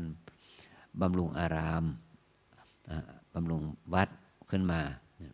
เราก็เลยบอกบุญกันเพื่อที่จะให้มีโอกาส ที่จะเอาทุนนั้นมาพัฒนาวัดวาอารามถือว่าเป็นทุนทางสังคมเนี่ยเพื่อแล้วเราก็ต้องตั้งเป้าว่าเราจะทำสิ่งเหล่านี้เพื่ออะไรอย่างประโยชน์ที่ว่าเราจะได้ทำเพื่อที่จะเอามาเป็นทุนสร้างหอชั้นอย่างนี้เนาะเนี่ยมันก็เป็นแรงบันดาลใจให้แก่ญาติโยมที่มาปฏิบัติธรรมที่วัดเราเนี่ยว่าเรายังอาศัยเต็นท์เนาะอาศัยเต็นท์กลางเต็นท์ทานอาหารเนี่ยโรงทานเราก็จำกัดอย่างนี้ศาลาก็ไม่พอใช้นี่แหละจึงเป็นแรงบันดาลว่าถ้าเราเอาเงื่อนไขนี้มาเป็นเหตุให้เกิดการรวบรวมบุญกันรวบรวมทุนกันเพื่อจะได้เอามาเป็นทุนสร้างหอฉันเนี่ยมันก็เป็นเหตุให้ญาติโยมเนี่ยมีความเต็มใจนะเพราะได้เห็นอานิสงส์แล้วก็เห็นความจำเป็นของวัดเราอย่างนี้นะอันนี้มันจึงมาเป็นเหตุให้เรานั้นสามารถที่จะชักชวนบอกกล่าวนะหรือว่าคณะสงฆ์คณะอุบาสกอุบาสิกาก็ชักชวนบอกกล่าวกันเพื่อให้มีการมาทำบุญทอดกฐินแล้วก็หาทุนเพื่อจะสร้างเสนาสนะโรงฉันนี่เป็นต้นส่วนผ้ากฐินนั้นเราก็ต้องพิจารณาว่าเมื่อเราทอดกฐินเนื่องจากมีเป้าหมายคือผ้าเราก็ต้องหาผ้าที่มันเหมาะกับความศรัทธานะที่ว่าทำบุญครั้งหนึ่งปีหนึ่งหนหนึ่งเนี่ยเราก็ควรจะมีผ้าที่พอที่จะนุ่งห่มได้จริงและเป็นประโยชน์ต่อการนุ่งห่มของพระสงฆ์จริงเราก็จัดหาผ้าที่เหมาะสมกับความศรัทธาของญาติโยมเนาะว่าเจ้าภาพอุตส่าห์ทำบุญครั้งหนึ่งเนี่ยเราจะใช้ผ้าหาอย่างเสียไม่ได้เอามาเป็นผ้ากฐินนี่มันก็ไม่สมค่าเนาะไม่สมค่าของศรัทธาสมค่าของศรัทธาญาติโยมที่มีความศรัทธาเลื่อมใสแล้วก็เลยต้องหาดูแลให้เจ้าภาพเขาหรือเจ้าภาพก็บางทีก็แนะนำเจ้าภาพว่าเราถวายผ้ากฐินนะเราไม่ใช่มาเอาตั้งต้นเงินต้นทองมาถวายเราต้องการถวายผ้ากฐินนะก็ให้ดูผ้าที่ดีพอที่จะนุ่งห่มให้มันคงทนได้ถวายแก่พระสงฆ์ก็จะเป็นการดีเนี่ยศรัทธาญาติโยมเจ้าภาพก็เข้าใจนะจึงจัดหาเครื่องนุ่งห่มที่เหมาะสมกับฐานะความเป็นจริงในสังคมปัจจุบันเนี่ยไม่ใช่ว่ายังไงก็ได้นะต่อมาเมื่อเราทอดถวายผ้ากฐินเนี่ยมันมีเงื่อนไขทางวินัยอย่างที่กล่าวมาแล้วนะว่าองค์พระสัมมาสัมพุทธเจ้าทรงบัญญัติว่าภิกษุที่จำพรรษาตลอด1 พรรษา3 เดือนนั้นจะมีสิทธิ์รับผ้ากฐินได้เนี่ยเนื่องจากสมัยก่อนนั้นจะต้องมีการเย็บด้วยมือนะแล้วก็ทำภายในวันเดียวด้วยฉะนั้นต้องอาศัยภิกษุที่มีอยู่ด้วยกันนะมาช่วยกันอย่างน้อย5 รูปเนี่ยนะในการที่จะทำผ้ากฐินให้สำเร็จคือในภิกษุ4 รูปเป็นสงฆ์ที่จะอนุมัติให้ภิกษุ1 องค์เป็นผู้ครองผ้ากฐินเราจึงนิยมว่าภิกษุในวัดนั้นจะต้องอยู่จำพรรษาอย่างน้อย5 รูปแต่ก็มีบางวัดก็เขาบอกว่ามันคุมรูปเดียวก็ได้แต่ต้องมีสงฆ์มาอุปโลกให้ภิกษุรูปหนึ่งครองผ้ากฐินนะต้องมีภิกษุองค์อื่นมาอุปโลกให้ภิกษุรูปนั้นครองผ้ากฐินก็ถือว่าเป็นผ้ากฐินได้2ก็คือว่าผ้ากฐินนั้นมันจำเป็นจะต้องใช้ผ้าแบบไหนครูบาอาจารย์พระคาถาอาจารย์เป็นต้นก็บอกว่าผ้ายังไงก็แล้วแต่ที่ว่ามันเป็นผ้าที่ดีที่สุดสำเร็จไวที่สุดก็คือผ้าที่มีการตัดเย็บแล้วเนาะถ้าผ้าเป็นผืนเป็นพับก็ต้องมาตัดมาเย็บมาย้อมกันใหม่มันต้องใช้เวลามากแต่ถ้าผ้านั้นเป็นผ้าสำเร็จเป็นผืนสมบูรณ์นะไม่ต้องตัดไม่ต้องเย็บอะไรมากก็ยิ่งดีคือหมายถึงว่าทำได้ไวเท่าไหร่ก็ดีเท่านั้นปัจจุบันนี้เราจึงนิยมผ้าที่ตกตามร้านผ้าที่สำเร็จเป็นชุดแล้วเอามาเป็นผ้ากฐินนะแต่ผ้ากฐินนี่แท้จริงนั้นในจำนวน1 ไตรเนี่ยที่เราเรียกว่าไตรกฐินนี่นะไตรผ้าไตรกฐินนั้นก็ไม่ได้ว่าผ้าไตรทั้งหมดนั้นเป็นผ้ากฐินนะตามหลักวินัย ท่านให้เราเลือกเอาชุดผืนเดียวนะเช่นเอาเป็นผ้าสบงผ้าสังคติหรือผ้าจีวรผืนใดผืนหนึ่งใน3ผืนเนี่ยเป็นผ้ากฐินได้ถ้าสมมติว่าใช้วิธีการเย็บย้อมในตนเองเนาะผ้ากฐินที่จะทำภายในเสร็จให้มันเร็วที่สุดอย่างน้อยอย่างเร็วที่ว่าไม่ให้มันข้ามกับอันข้ามคืนเลยผ้าผืนไหนแล้วที่จะตัดเย็บในไวที่สุดก็ผ้าสบงเนาะมันไม่ต้องซับซ้อนก็ใช้ตัดผ้าสบงเป็นผ้ากฐินเนี่ยเอาผ้ากฐินผ้าสบงเป็นผ้ากฐินได้แต่ผ้าสบงนี่เป็นผ้าที่นุ่งแล้วก็ต้องซักนุ่งก็ต้องซักมันอาจจะหายได้หรือว่าถูกชนขโมยไปได้เนาะมันก็เลยไม่ค่อยนิยมบางทีเขาจะมองว่าผ้าสบงนี่ผ้าเป็นของนุ่งชั้นล่างชั้นต่ำส่วนผ้าที่ส่งของสูงนะผ้าสังคตินะเพราะว่าผ้าสังคติเนี่ยเป็นผ้ากฐินผ้าจีวรนั่นเหมือนกันเนาะนุ่งแล้วซักห่มแล้วซักมันอาจจะหายได้ผ้าที่จะมีโอกาสรักษาได้ดีสุดคือผ้าสังคติเพราะสังคติอย่างเนี้ยถ้าผ้าที่เอาผ้าไหล่อย่างนี้ว่าเนาะไม่ได้เอามาห่มอะไรมากมายนักเนี่ยพอได้เป็นผ้ากฐินปั๊บเนี่ย4 เดือนไม่ต้องซักไม่เป็นปัญหาเนาะมันไม่เน่าไม่เหม็นนะเพราะมันอยู่แค่ใช้ผ้าไหล่ผ้าแค่ห่ม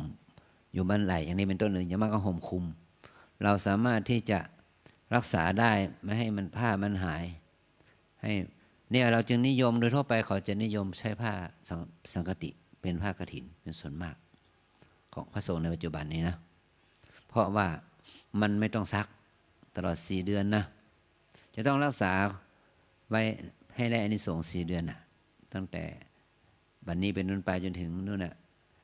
เดือนมาฆะนู่นนะประมาณ4 เดือนเนี่ยอันนี้จึงนิยมใช้ผ้าสังคติเป็นผ้ากฐินแค่ผืนเดียวเนาะ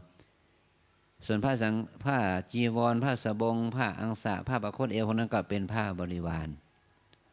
แล้วผ้าไตรที่2ไตรที่3นี่ถือว่าไตรบริวารกฐินเนาะจะมีเป็น100 ไตรพันไตรก็ได้เนาะไตรบริวารกฐินที่จะไหว้แก่พระสงฆ์ในอารามนั้นทุกรูปเนาะทั้งสามเณรด้วยก็ให้มีส่วนรับไตรบริวารกฐินทั่วหน้าหมายความว่าภายในบันเดียวเนี่ยแต่บริวารมันเกิดขึ้นพร้อมเนี่ยกับภิกษุทั้งหลายในวัดทั้งหมดก็มีได้อานิสงส์รับผ้าไตรจีวรสำหรับเอามาเปลี่ยนชุดนุ่งห่มแก่พระภิกษุสามเณรเหล่านั้นนี่เราก็เนี่ยจึงเกิดไตรบริวารเนาะไตรบริวารถ้าสมมุติว่ามันมีกฐินผืนเดียวล่ะไตรบริวารไม่มีสักผืนแต่พระในวัดนี่มีเป็น100 รูปพระภิกษุเหล่านี้จะหาจากไหนก็หาโอกาสที่ว่าไปแสวงหาหรือว่าญาติโยมมาถวายก็ค่อยแบ่งกันไปผู้เป็นเถระก็ได้ก่อนผู้เป็นมัชฌิมะพานวากะก็ได้ทีหลังสามเณรก็ได้ครั้งสุดท้ายนั่นอย่างนี้นะ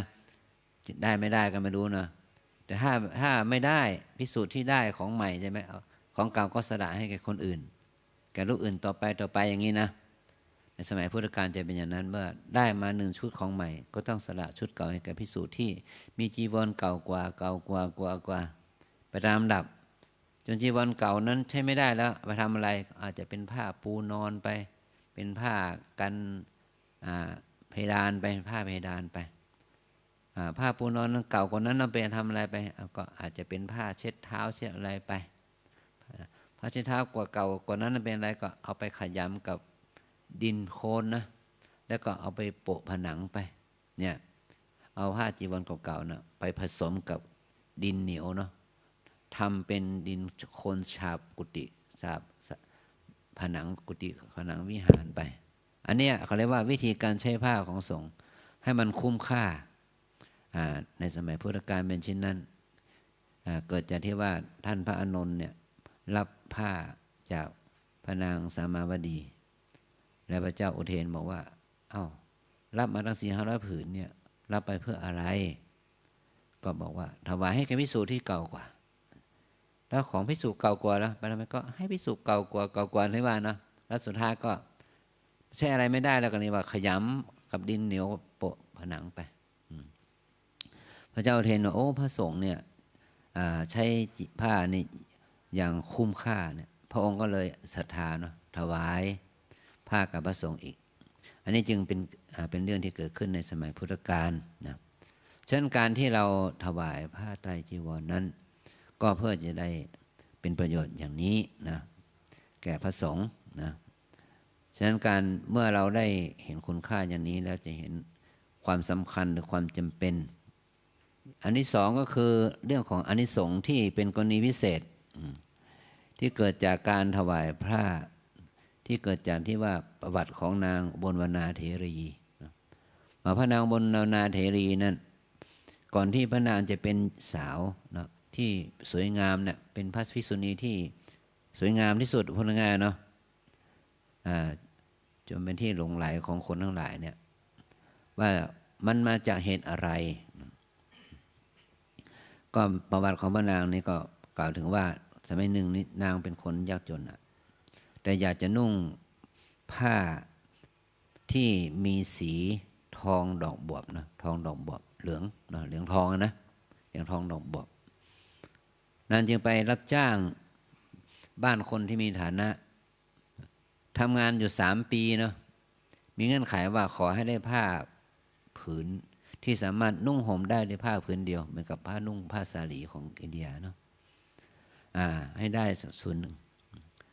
พอความงานครบ3 ปีแล้วได้ผ้ามา1 พับเนี่ยกลับบ้านแล้วก็มีความคิดว่าเราจะนุ่งผ้าใหม่ในฤดูกาลพิเศษเนี่ยเราจะไปอาบน้ำก่อนอาบน้ำชำระร่างกายที่ท่าน้ำพอตอนที่จะไปอาบน้ำนั้นนางไปเจอพระปัจเจกพุทธเจ้าเนาะพระปัจเจกพุทธเจ้านี่นุ่งใบไม้เลยเนาะเพราะถูกจีวรถูกปล้นนั่นแหละนะถูกโจรชิงไปแต่นางเห็นรัศมีของพระปัจเจกพุทธเจ้าที่มีพระทัยอันเต็มไปด้วยคุณธรรมเนาะเห็นแล้วมันผ่องใสแล้วมีออร่าอะไรเนาะเรียกว่ามีออร่ามีรัศมีมีออร่าแต่ว่าคนเจ้านี่นุ่งผ้านุ่งแค่เปลือกไม้นุ่งแค่ใบไม้มันน่าสลดสังเวชนางเห็นนี่มีอุปนิสัยมีอุปนิสัยที่จะถวายทานนะนางก็เลยตัดสินใจนะฉีกครึ่งหนึ่งให้พระคุณเจ้าได้นุ่งห่มได้นุ่งพูดง่ายๆได้นุ่งอีกส่วนหนึ่งนางก็จะนุ่งบ้างนะอุตสาห์3 ปีเนาะแต่พอพระคุณเจ้านั้นไปเปลี่ยนผ้าเนาะเอาใบไม้ที่เอามานุ่งห่มนั้นทิ้งไปแล้วเอาผ้าของนางมานุ่งเนี่ยรัศมีของพระคุณเจ้าก็ผ่องใสเนาะออร่ามันเปล่งปลั่งนะนางเกิดความเริ่มใสอีกสละเนาะก็เลยนางก็เลยเอาตัดสินใจเอาส่วนสุดท้ายที่เหลือเนาะส่วนอีกส่วนที่เหลือเนี่ยถวายพระคุณเจ้าก็นุ่งห่มผืนนั้นอีกนางเห็นพระพุทธเจ้าพระองค์นั้นก็เปล่งรัศมีเนาะให้นางเริ่มเห็นเราเริ่มใสเปล่งปลั่งเนาะเนี่ยด้วยอำนาจแห่งบุญนั่นน่ะทุกชาติเนี่ยนางเกิดมาจะมีผิวพรรณวรรณะหน้าตาผ่องใสเรียกว่ามีความงดงามท่านั้นจึงเรียกว่าการให้ผ้าเชื่อว่าให้วรรณะจึงเกิดขึ้นเนาะเนี่ยแต่ทุกชาติที่นางเกิดมาจะเป็นเทพธิดาอะไรก็ตามแต่จะมีรูปร่างสวยงามผิวพรรณวรรณะผ่องใสรัศมีเปล่งปลั่งเขาก็ถือว่าการให้ผ้าที่ชื่อว่าให้วรรณะเนี่ยจึงเกิดขึ้นเป็นความดีงามว่าถ้าเราให้ผ้าชื่อว่าให้วรรณะมีตัวอย่างของนางอุบลวรรณาเถรีเนี่ยนะในชาติสุดท้ายพระนางเป็นพระภิกษุณีก็เป็นภิกษุณีที่เป็นอัครสาวิกาฝ่ายซ้ายที่ว่ามีฤทธิ์มากมีความงดงามทางด้านจิตใจมีคุณธรรมสูงฉะนั้นบุคคลใดที่ได้ถวายผ้าจึงได้ชื่อว่าเป็นผู้ให้วรรณะ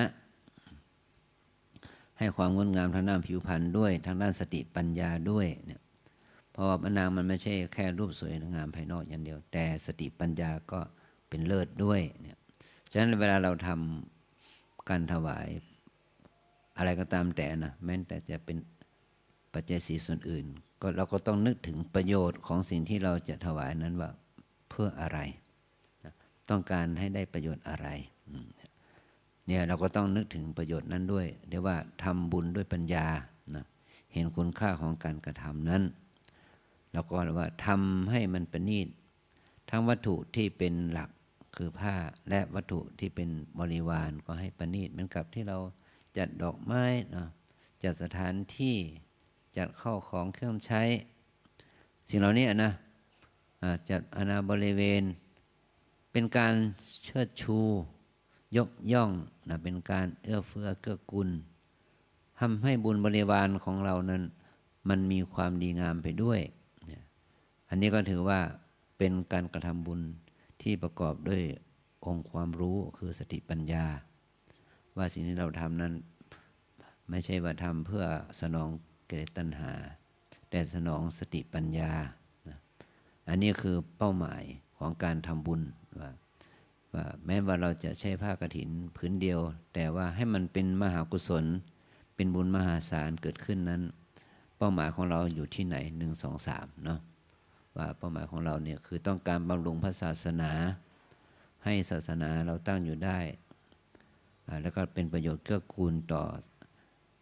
พุทธบริษัทที่มาจากที่ทั้ง4ให้มีสถานที่ศึกษาเราเรียนประพฤติปฏิบัติสถานที่อยู่ที่กินให้พอเหมาะพอดีอันนี้แหละคือเป็นสิ่งที่เราทั้งหลายได้อาศัยเงื่อนไขของการถวายผ้ากฐินนี้เป็นปัจจัยแล้วก็จะได้เป็นพลังบุญเกื้อกูลเราว่าถ้าบุคคลใดได้ถวายผ้าไตรจีวรเนี่ยเนาะได้ชื่อว่าเราจะได้เป็นผู้ที่ได้อานิสงส์อย่างหนึ่งก็คือเนคขมะบารมีเนาะว่าถ้าเราได้ถวายบาตรจีวรซึ่งเป็นอัฐบริขารมันเป็นบริขารของนักบวชถ้าเราต้องการที่จะสำเร็จประโยชน์เกื้อกูลนะว่าเช่นอธิษฐานขอให้เราได้บวชอย่างนี้เนาะเนี่ยขอให้เราได้เข้าถึงมรรคผลนิพพานได้โดยง่ายขอให้เราได้บวชเนี่ยการที่เรามีพระไตรจีวรได้ทำบุญเกี่ยวกับกฐินหรือว่าพร้อมด้วยบาตรบริขารเนี่ยก็เท่ากับว่าเราได้สร้างบริวารของเนคขมะบารมีให้สมบูรณ์นะเพราะว่าสมัยพุทธกาลแม้นภิกษุบางองค์ได้เป็นพระอรหันต์แต่ว่าไม่มีบารมีที่จะบวชได้เพราะพระองค์จะบวชให้แก่บุคคลที่มีไตรจีวรและบาตรเนาะเวลาพระใหม่บวชเนี่ยครูบาอาจารย์พระอุปัชฌาย์และพระกุศลจะถาม4อย่างก่อนอายันเตปัตโตเนี่ยนี่บาตรใช่ไหมเนี่ยมาพระใหม่ก็ตอบว่าอามะพันเตใช่ไหมแต่บทนาคเนาะสมัยว่าที่พระใหม่เนี่ยอายังสังฆตินี่สังฆติใช่ไหมใช่อายังอุตราสังโฆนี่คือพระจีวรใช่ไหมใช่อายังอันตรวัสโกนี่พระสบงใช่ไหมใช่ถ้ามี4ครบบวชได้ถ้าสมมติว่าพระภิกษุว่าที่พระใหม่เนาะไม่มีบริขารครบนะพระอุปัชฌาย์ต้องแสวงหาให้ครบหรือว่าคุณจะต้องไปหาให้ครบถึงจะบวชได้ในบรรดาบริขาร8เนี่ยนะมีบาตรพระสังฆติพระจีวรพระสบง4อย่างนี้ต้องมีส่วนบริขารที่เหลืออีก4หาทีหลังได้เช่นเข็มมิดโกนธรรมกบผ้ากองน้ำแล้วก็ผ้าประคตเอวพวกงานเข็มขัดผ้าอะไรกันเนาะ ต้องหาทีหลังได้นะฉะนั้นพระทางพม่าหรือพระศรีลังกาเนี่ยบางทีเขาไม่ค่อยมีอะไรนะมีผ้าประคตเอวนะเขานุ่งแบบคนพม่านุ่งห่มอ่ะเพราะคนพม่าเนี่ยเขาจะถนัดนุ่งสโลงใช่ไหมถ้าเราไปเที่ยวทางพม่านะไกด์นะเขาจะนิยมสาธิตการนุ่งสโลงให้คนไทยดูว่านุ่งสโลงยังไงไม่ให้มันหลุดนะนุ่งสโลงยังไงไม่ให้มันหลุดเขานุ่งอย่างนี้พับอย่างนี้เหน็บอย่างนี้นะมันมั่นยิ่งกว่ามีเข็มขัดอีกเนี่ยเขามีวิธีการนุ่งสมัยก่อนพระก็เหมือนกันนะนุ่งสบงแบบไม่ต้องมีผ้าประคตเอวเนี่ยจะนุ่งยังไงไม่ให้มันหลุดล่ะแบบเดียวกันเลยเรียกว่าแม้นว่าตอนบวชนั้นจะขาดผ้าประคตเอวเนาะขาดเข็มขาดมิดโกนอย่างนี้นะธรรมกกเนี่ย4อย่างนี้แสวงหาที่หลังได้แต่4อย่างนี้ต้องมีก็คือบาตรพระสังฆติพระจีวรแล้วก็พระสบงต้องมีเนี่ยฉะนั้นบริขารเนี่ยมันจะมีแก่เราถ้าบุคคลได้ถวายพระไตรจีวรนะบริขารนี้จะมีแก่เราถ้าบอกว่าในสมัยพุทธกาลเนี่ยว่า ภิกษุได้บวชกับพระพุทธเจ้าเนาะพระองค์ก็ประทานเอหิภิกขุปสัมปทาแปลว่าพระองค์บวชให้เองเนี่ยผ้าจะสำเร็จแก่ภิกษุรูปนั้นด้วยอำนาจของบุญเก่าที่ว่าบริขารสำเร็จมาด้วยทิพย์เนี่ยในบุญนะก็ต่อเมื่อบุคคลนั้นเหมือนว่าได้ถวายอัฐบริขารสบงจีวรมาก่อนแต่ถ้าภิกษุรูปใดเนี่ยไม่ได้ถวายไว้ก่อนหรือว่ากรรมมันไม่ได้จะได้แสวงหาผ้าไม่ได้พอไปแสวงหาผ้าไปตายตอนแสวงหาผ้านั่นก็มีเนี่ยเห็นไหมอย่างนั้นเรื่องของพระพหิยะทารุจริยะท่านฟังธรรมต่อหน้าพระพักตร์ของพระเจ้ากลางถนนเนี่ยบรรลุเป็นพระอรหันต์แต่บริขารไม่มีพระองค์ก็บวชให้ไม่ได้พอบวชให้ไม่ได้บอกว่าเธอไปแสวงหาอัฐบริขารมาพอตอนที่ไปแสวงหาผ้าเนี่ยนะไปถูกโคขิดตายเสียเนี่ยเห็นไหมเนี่ยผ้าท่านปุกุสาติเนี่ยท่านเป็นพระราชาเนาะแต่ว่าเดินทางมาบวชมาหาพระพุทธเจ้าเนี่ยเดินทางมาบวชแต่ผ้าไม่ครบนะแสดงพระองค์แสดงธรรมมาให้ฟังจนได้เป็นพระอนาคามีแต่อัฐบริขารไม่ครบพระองค์ก็ต้องไม่บอกว่าให้ไปแสวงหาผ้าท่านก็ไปมรณภาพตอนไปแสวงหาผ้านั่นแหละนะไม่ได้บวชแต่เป็นพระอนาคามีอีกองค์หนึ่งไม่ได้บวชเป็นพระอรหันต์นะตายก่อนบวชเนี่ยเพราะอาศัยที่ว่าบริขารไม่มีเนาะฉะนั้นการที่เราทั้งหลายเนี่ยได้ทำบุญถวายผ้ากฐินเท่ากับว่าเรานั้นได้สร้างความอุ่นใจแก่ตนนะว่าถ้าเราได้ไม่ได้บวชไม่ได้เป็นพระอรหันต์ไม่ได้เป็นพระอริยะสำเร็จกิจในชาตินี้ในพุทธเจ้าสมัยนี้ใช่ไหมที่เราอธิษฐานกันบ่อยๆว่าขอให้ได้เกิดในยุคของพระศรีอานเป็นต้นเนาะแต่ว่าเราไม่ได้ทำบุญนี้หรือว่าบุญนี้ไม่ถึงเราเนาะเป็นเนี่ยเวลาบวชอาจจะไม่มีผ้านุ่งนะโยมนะฉะนั้นเตรียมผ้านุ่งให้พร้อมนะโยมนะแต่พวกเราคงจะมีเนาะเพราะว่าเราได้ถวายกันถินกันใช่ไหมแต่นี่ก็บางกลุ่มบางองค์ที่ว่าเนี่ยไม่มีผ้านุ่งผ้าห่มไม่ได้บวชเลยนะเนี่ยจงภูมิใจในสิ่งที่เราทำเนาะให้ภูมิใจเสียว่าบุญนี้จะสนองเราเนาะเราจะไม่เป็นผู้ขาดแคลนในเครื่องนุ่งห่มทุกภพทุกชาติที่เราได้เกิดอยู่เนาะมีเครื่องนุ่งห่มอันสำเร็จประโยชน์เป็นทิพย์ของมนุษย์ก็เป็นของมนุษย์คนในของเป็นเทพเป็นดาวก็เป็นของทิพย์เนาะเนี่ยแม้ในชาติสุดท้ายได้เป็นพระอรหันต์ได้บวชกับพระพุทธเจ้าก็ได้เอหิภิกขุอุปสมบทสำเร็จจีวรนั้นเป็นทิพย์สำเร็จแก่เขาอย่างนี้เป็นต้นนะ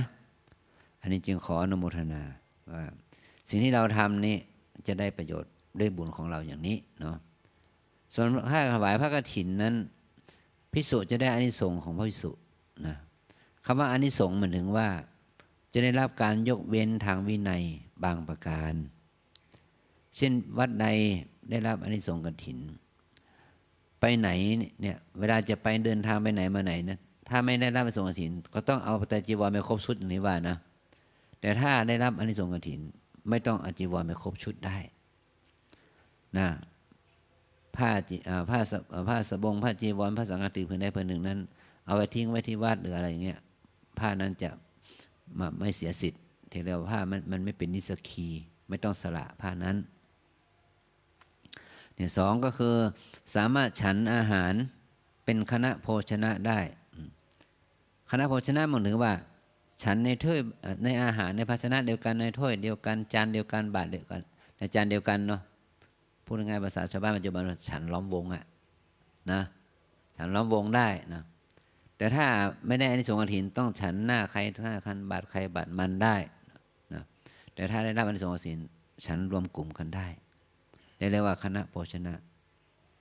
นะสามก็คือว่าถ้าเราได้รับอานิสงส์กฐินแล้วเนี่ยอย่างที่กล่าวมาแล้วว่าถ้าเราไม่มีผ้าไตรบริวารใช่ไหมเรารอที่จะได้รับอานิสงส์กฐินฉะนั้นภาพใดๆเกิดขึ้นในอารามนั้นในวัดนั้น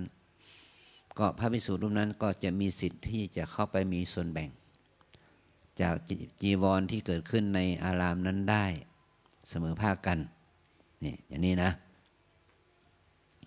อันนี้ก็เป็นเงื่อนไขพิเศษอย่างที่กล่าวมาแล้วแต่อย่างวัดลำเปิงเรานี่สบายมากอย่างที่กล่าวมาแล้วผ้ามันเยอะๆนะมันไม่มีปัญหาตัวนี้นะแต่ในกรณีนี้มาพูดถึงในอดีตการนะเนี่ยฉะนั้นก็นี่คืออานิสงส์ของพระสงฆ์นะไปไหนไม่ต้องบอกลาฉันคณะโภชนะได้ปรมาณโภชนะได้แล้วก็อันที่สี่ก็คือว่ามีการขยายเวลาเช่นว่าถ้าเราไม่ได้รับกฐินอานิสงส์กฐินเนี่ยเวลาในการแสวงหาผ้าจีวรจะใช้เวลาแค่เดือนเดียวตั้งแต่ออกพรรษาถึงยี่เปงเดือน12จบละแต่ถ้าได้รับอานิสงส์กฐินนี่มันจะขยายเวลาจากเดือนเดียวเป็น4 เดือนเลยเป็นถึงเดือน3อย่างนี้ว่านะวันมาฆะนนก็จะมีเวลาสำหรับที่จะได้รับอานิสงส์กฐินแล้วก็ได้รับการยกเว้นตามวินัยเนี่ยยาวไปอีกประมาณ3 เดือนบวกกับของเก่า1 เดือนเป็น4 เดือนอันนี้เป็นอานิสงส์ตามวินัยของพระนะอันนี้ก็เป็นสิ่งที่ว่าทำให้ญาติโยมผู้บรรทบาตกฐินก็เท่ากับว่าทำให้พระสงฆ์เนี่ยได้รับการผ่อนปลนทางวินัยนะของพระสงฆ์ที่องค์พระสัมมาสัมพุทธเจ้าได้ทรงบัญญัติไว้ว่าให้พระสงฆ์ประพฤติตามวินัยอย่างนี้แต่พอได้รับอานิสงส์กฐินจะได้รับการผ่อนปลนบางกรณีนะบางสิ่งบางอย่างเพื่อที่จะให้พระภิกษุสงฆ์นี่ได้มีความสะดวกในการแสวงหาผ้าและสะดวกในการจัดการวิถีชีวิตของตนในตลอดเวลาที่ได้รับอานิสงส์กฐินอยู่อันนี้เป็นอานิสงส์ตามพระวินัยนะส่วนอานิสงส์ของญาติโยมก็คือได้ถวายผ้าไตรจีวรก็คือได้ชื่อว่าได้ถวายได้ทำบุญเพื่อให้เรานั้นมีบุญนะแล้วก็มีอานิสงส์ตามยกตัวอย่างที่ได้กล่าวมาแล้วนั้นว่าจะทำให้เราเป็นคนมีวรรณะงามนะผิวพรรณวรรณะดีมีบุญบารมีที่จะถ้าเราถวายจีวรก็มีบุญบารมีที่จะบวชได้นะเป็นพระภิกษุภิกษุณีนะเป็นต้นอย่างนี้เนาะในอนาคตการนะก็จะบวชแล้วก็ไม่ใช่ว่าบวชแบบ3 วัน 5 วันเนาะบวชเป็นวิถีชีวิตนะบวชเป็นวิถีชีวิตประเภทบวชอานิสงส์ได้บวชอยู่ได้แค่7 วันเนาะอานิสงส์ได้แค่15 วันอานิสงส์บวชได้แค่1 เดือนเนี่ยมันไม่เป็นบารมีไม่เป็นวาสนาเนาะแต่บางคนนี่ใช่ไหมโอ้อยากจะบวชตั้งแต่เป็นเด็กเลยนะแล้วก็บวชจนถึงเป็นครูบายกตัวอย่างหลวงปู่ไงเนาะหลวงปู่อายุบวชตั้งแต่11 ปีเนาะจนถึง96 ปีเนาะท่านไม่สึกเลยเนาะแล้วหลวงปู่นะเวลาอาจารย์สังเกตเนาะตอนที่เราเดินทางไปต่างประเทศนะเวลาบางทีเวลาไปส่งน้ำเราก็ต้องดูแลท่านแม้แต่ในห้องน้ำนะเราก็ต้องดูแลท่านก็คือเวลาท่านส่งน้ำท่านก็เอาผ้าอาบน้ำมาใช่ไหมนุ่งห่มผ้าอาบน้ำอาบน้ำส่งน้ำเสร็จแล้วก็ถวายผ้าเช็ดตัวให้ท่านเนาะ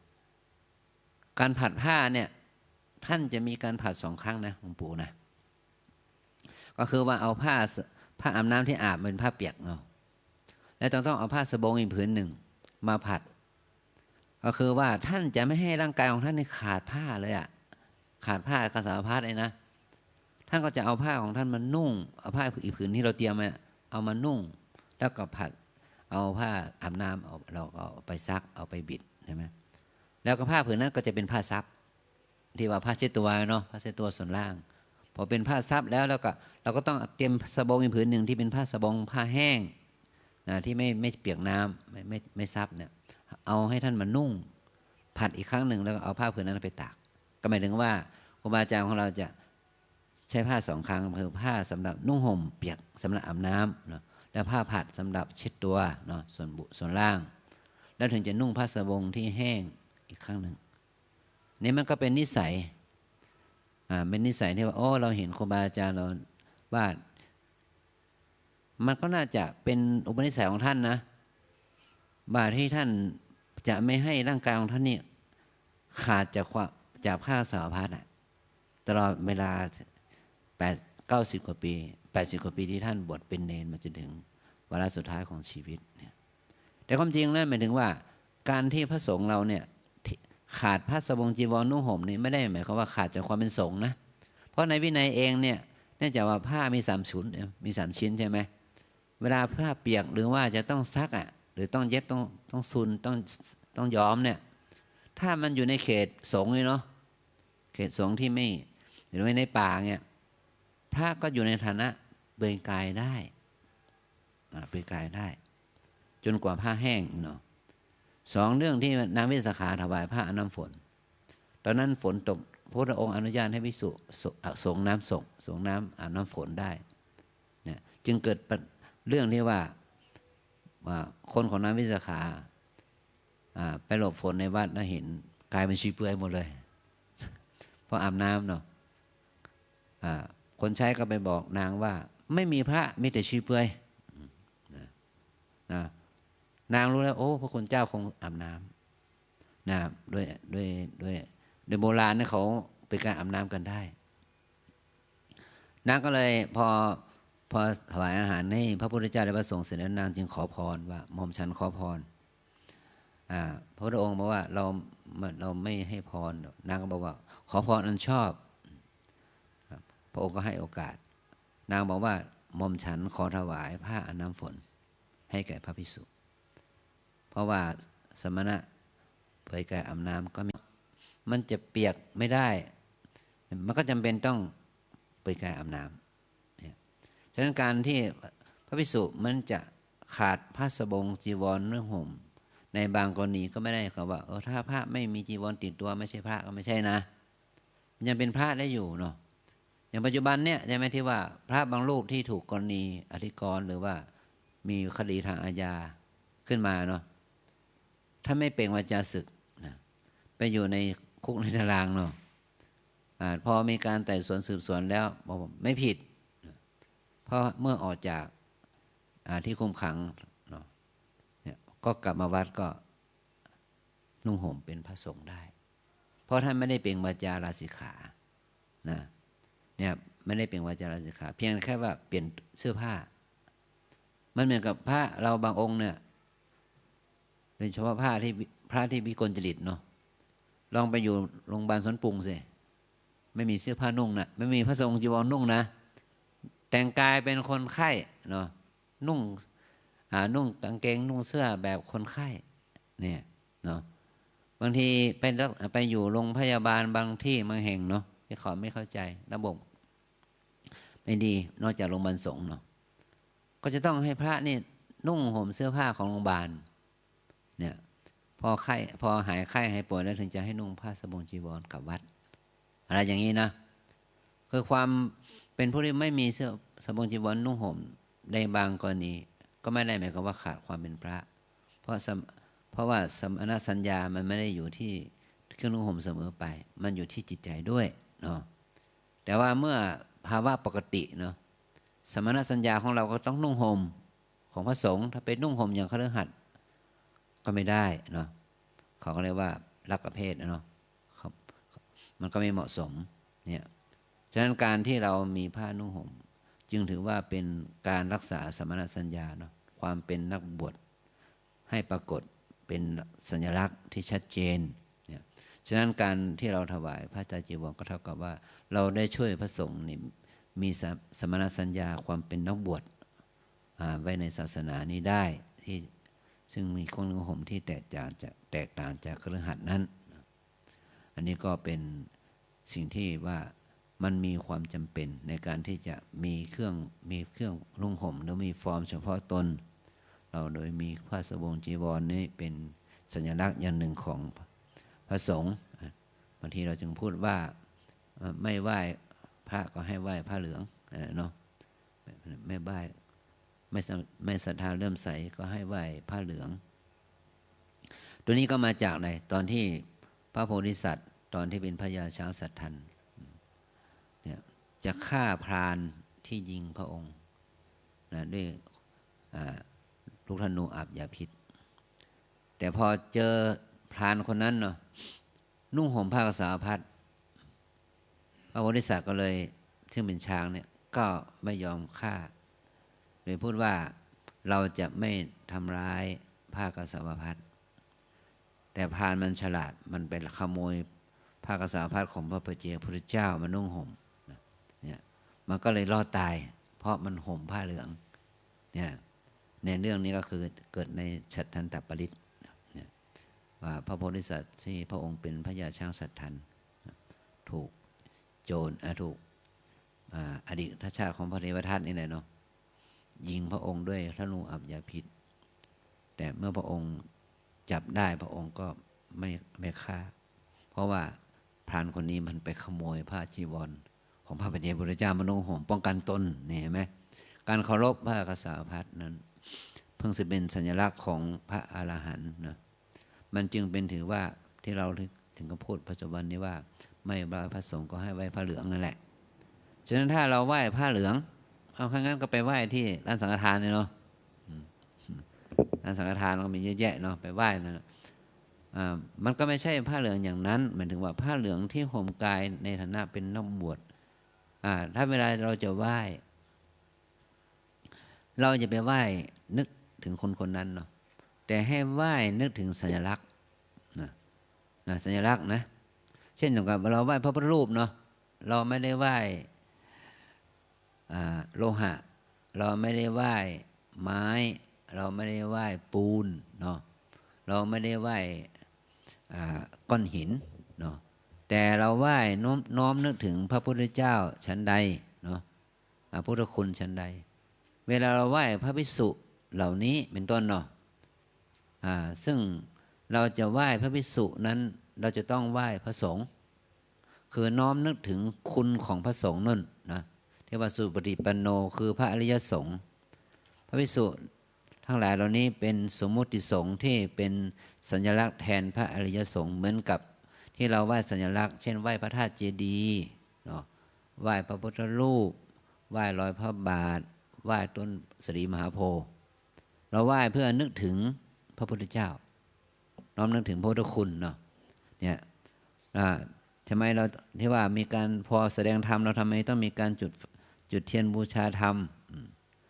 ตัวนี้คือพระธรรมเนี่ยคือคัมภีร์นี่หรือคือพระธรรมเนาะในสมัยก่อนไม่มีคัมภีร์มีพราหมณ์ท่านหนึ่งได้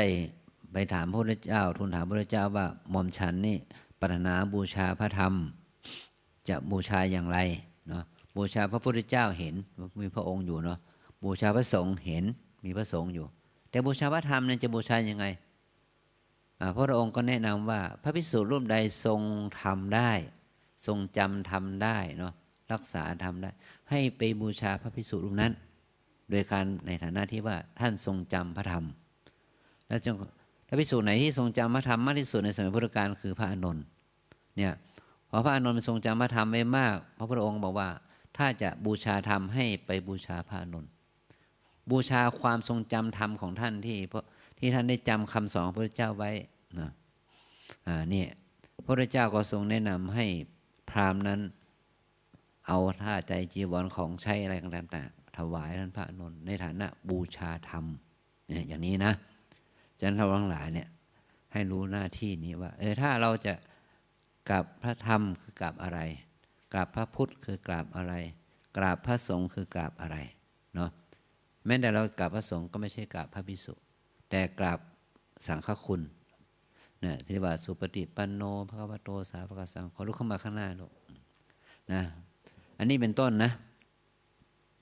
ฉะนั้นเราทั้งหลายนะได้มาทำหน้าที่มาทำหน้าที่นี้นะก็เพื่อที่จะเป็นประโยชน์เกื้อกูลต่อเราเองในการสร้างบุญสร้างกุศลสร้างบารมีธรรมวันนี้ก็เห็นว่าสมควรแก่เวลาเจ้าภาพมาถึงแล้วเจ้าภาพไม่ใช่ค่าเวลานะแล้วก็เหมาะสมแล้วเนาะว่าประโยชน์เกื้อกูลในการถวายพระก็เพื่อรักษาไว้ซึ่งสมณสัญญาของพระสงฆ์เนาะนี่ได้แล้วก็เราไหว้พระสงฆ์ก็เพราะว่ามีสัญลักษณ์สมณสัญญาแห่งการเป็นผู้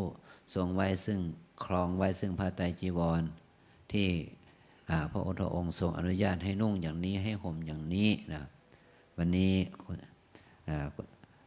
คุณหมอดวงข้าวนะ นัฐฐามณีสิริภคพันธ์และคุณและคุณกฤษณาภัทรการุณได้มาถึงแล้วเนาะก็เห็นว่าเราจะได้เข้าสู่ภาคการสาธิตการถวายผ้ากฐินกันต่อไปก็ขอเป็นพลังบุญเกื้อกูลให้ท่านเจ้าภาพตลอดถึงสาธุชนญาติโยมทุกหมู่เหล่า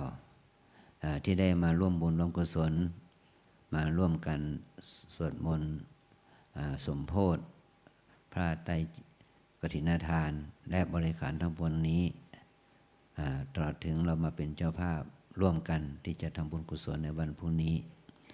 ให้ได้มีความสุขความเจริญด้วยปัญญาศีลสมาธิให้ถึงพร้อมด้วยอายุวรรณะสุขภละปริภาณคุณสารสมบัติวิพัฒนมงคลสมบูรณ์ผลในสิ่งอันพึงประสงค์จงทุกประการการแสดงพระธรรมเทศนาก็เห็นว่าสมควรแก่เวลาจึงขอสมมติยุติลงคงไว้แต่เพียงเท่านี้เอวังก็มีด้วยประการราชนีหันธรรมยังสาธุกรังกโรมาเซสาธุสาธุสาธุ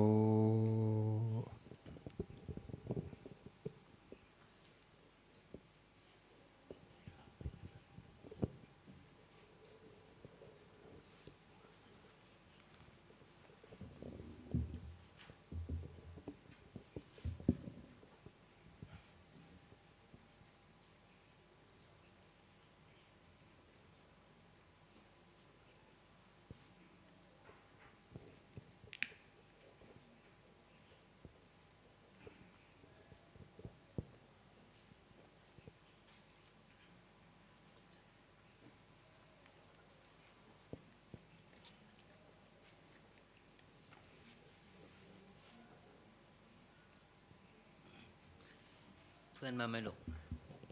เพื่อนล่ะ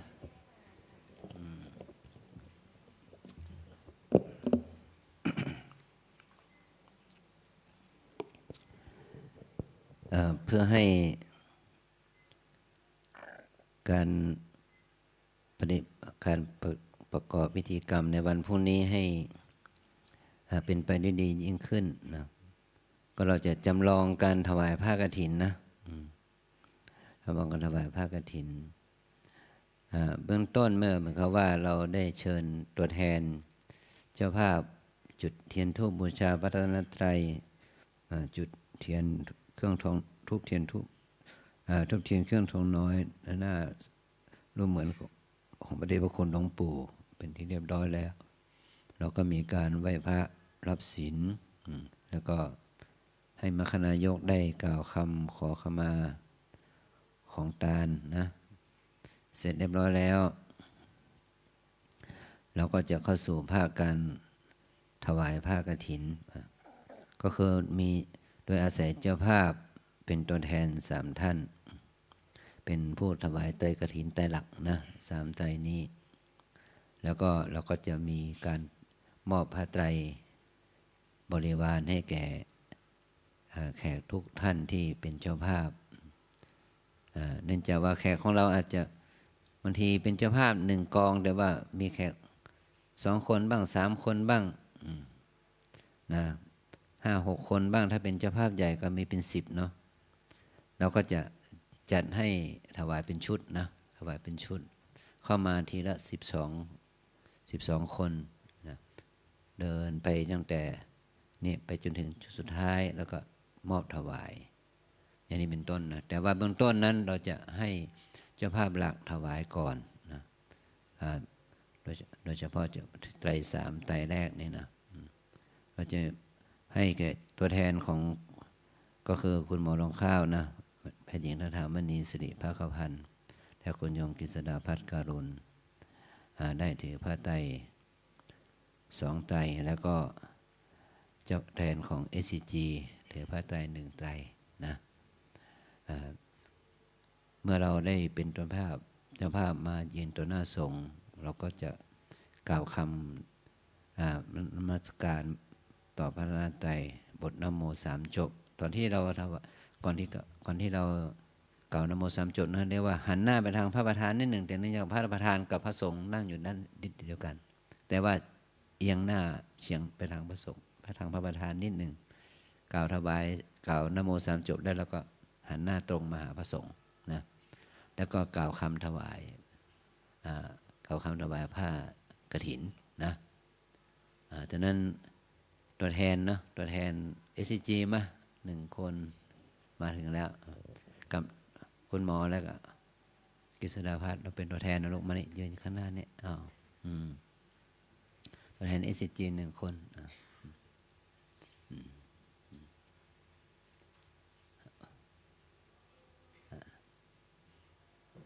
ยืนลูกยืนนะนอกนั้นก็เป็นแล้วก็มอบผ้าไตรสัก12 ไตรให้เป็นตัวแทนข้างหน้าแขกเราส่งไปสิเราส่งไปซ้อมนะสัก12 ไตรเอาเถอะหน้าวันนี้เรามีลูกศิษย์ลูกหาที่มาร่วมบุญนะร่วมบุญด้วยกันสัก12 ไตรยกมาให้ยก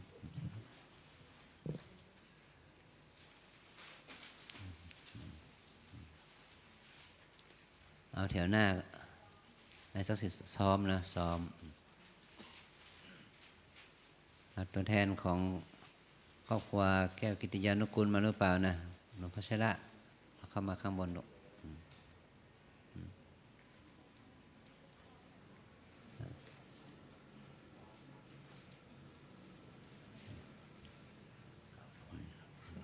ครับอ่านตามนี้นะ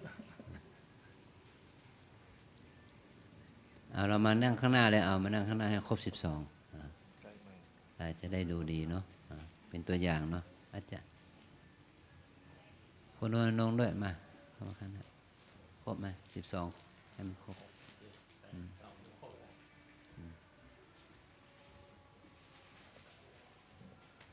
มันก็ชนะข้างหน้าลูก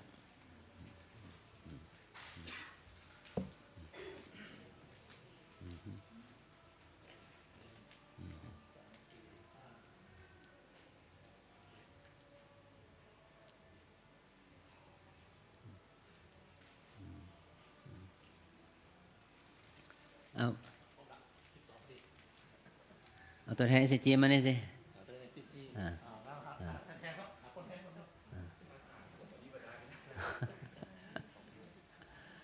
ตอนนี้ยกตัวอย่างนะเป็นแบบจำลองซ้อมเนาะซ้อมนะเป็นการซ้อมพระสงฆ์เราก็เมื่อโยมขึ้นนะโมเราก็ประนมมือนะประนมมือพ่อเมื่อโยมกล่าวจบแล้วเราก็สาธุพร้อมเพรียงกันนะอันนี้คือกล่าวให้คนว่าตามใช่ไหมคะเราจะให้มีทุกใบไหมแต่ว่าตอนนั้นจะกล่าวพร้อมกันลูกเราจะแจกให้ทุกคนเลยกล่าวคำนะเอาลองถือพานถือพระไตรก่อนลูกถือพระไตรขึ้นเอาพระไตรเลยเอายกพระไตรลูกอันนี้มีเอาบางบนพระไตรเลยวางอ่าน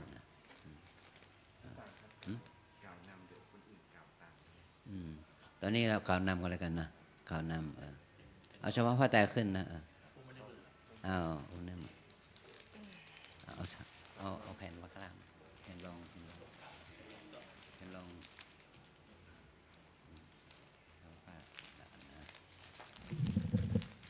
เราทุกคนสมมติว่าเรามีผ้าไตรอยู่ในมือเราทุกคนนะและแต่พรุ่งนี้เหตุการณ์จริงก็คือเราจะมีการแจกกล่าวคำถวายผ้านะกล่าวคำถวายผ้าวันนี้เราหันหน้าไปทางพระประธานนิดหนึ่งลูกเฉียงมาทางพระประธานนะก็ขึ้นนะโม3 จบนะโมตัสสะภะคะวะโตอะระหะโตสัมมาสัมพุทธัสสะนะโมตัสสะภะคะวะโตอะระหะโตสัมมาสัมพุทธัสสะนะโมตัสสะภะคะวะโตอะระหะโตสัมมาสัมพุทธัสสะกล่าวนะโมเกิดกล่าวคำนี้ยักมังพันเตมาถามส สัปริวารัง สัพพะริวารัง กะถินะจีวระทุตสัง กัตถินะจีวระทุสัง สังคัสสะ สังคัสสะ โอโนชยามะ โอโนชยามะ สาธุโนพันเต สาธุโนพันเต สังโฆ สังโฆ อิมัง อิมัง สัปริวารัง สัปะริวารัง กะถินะจีวระทุตสัง กะถินะจีวระทุตสัง ปฏิคันหาตุ ปฏิคันหาตุ ปฏิฆะเหตวา ปฏิกเหตวา จะ จะ อิมินา อิมินา ทุเสนะ ทุตเสนะ กะถินัง กะถินัง อัฏฐรตุ อัฏฐระตุ อัมหากัง อัมหากัง ทีครตัง ทีคารตัง หิตายะ หิตายะ สุขายะ สุขายะ ข้าแต่พระสงฆ์ผู้เจริญ ข้าแต่พระสงฆ์ผู้เจริญ ข้าพระเจ้าทั้งหลาย ข้าพระเจ้าทั้งหลาย ขอน้อมถวายผ้ากฐินจีวร ขอน้อมถวายผ้ากฐินจีวร กับทั้งบริวารนนี้ กับทั้งบริวารนนี้ แก่พระสงฆ์ แด่พระสงฆ์ ขอพระสงฆ์จงรับ ขอพระสงฆ์จงรับ ผ้ากฐินจีวร ผ้ากฐินจีวร กับทั้งบริวารนนี้ กับทั้งบริวารนนี้ ของข้าพระเจ้าทั้งหลาย ของข้าพระเจ้าทั้งหลาย ครั้นรับแล้ว ท่านรับแล้ว จงกรานกฐิน จงกรานกฐิน ด้วยผ้าผืนนี้ ด้วยผ้าผืนนี้ เพื่อประโยชน์และความสุข เพื่อประโยชน์และความสุข แก่ข้าพระเจ้าทั้งหลาย แก่ข้าพระเจ้าทั้งหลาย สิ้นกาลนานเทิน สิ้นกาลนานเทิน สาธุพระกสาธุการแล้วลูกก็เอาวางไว้บนพานนะบนพานกลับไปนั่งที่เดิมกลับไปนั่งที่เดิมพอเรายังนั่งที่เดิมนะพวกเราก็ถือผ้าไว้ก่อนนะ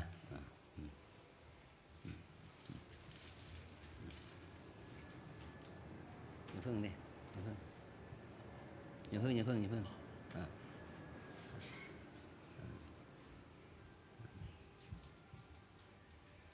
ต่อไปก็จะพระที่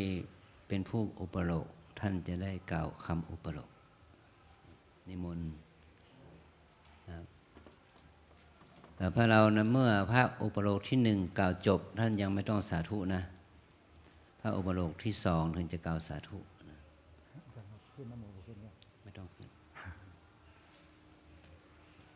แต่ประนมมือนะเมื่อพระขึ้นอุปโลกเราก็ประนมมือพระสงฆ์เรานะผ้ากฐินทานกับทั้งผ้าอานิสังสะบริวารทั้งปวงนี้ ในบารมีธรรมของพระเดชพระคุณพระพรหมมงคลหลวงปู่ทองสิริมังคโลและคณะศิษยานุศิษย์ทั้งบรรพชิตและคฤหัสถ์ไม่มีแพทย์หญิงณัฐฐามณีสิริภักพันธ์คุณกฤษดาพัฒน์การุณคุณสมศักดิ์คุณนิรยุทธสิรินภาพันธ์คุณเสริมศักดิ์การุณคุณนริษาการุณคุณสุภดิษฐ์สิรินภาพันธ์คุณวิไลพรสิรินภาพันธ์แพทย์หญิงเจตจัญญาสิริภักพันธ์บริษัท SCG สยามซีเมนต์กรุ๊ปโดยคุณขจรเดชคุณนาลินีแสงสุพรรณและคณะคุณแพรคุณเชยโยคุณพัชระแก้วกฤติยานุกุลและกัญญาณมิตรคุณจิตรากรานประยุนและครอบครัวดร.ชนาทิพย์คุณสุวัสสาพัทรศิลป์โอรานและครอบครัวคุณแม่จำเนียนกลิ่นขจรและบุตรหลานคุณมิสเตอร์ยับวีมินแอนเฟลลี่คุณมาลีนีวรากิจและญาติมิตร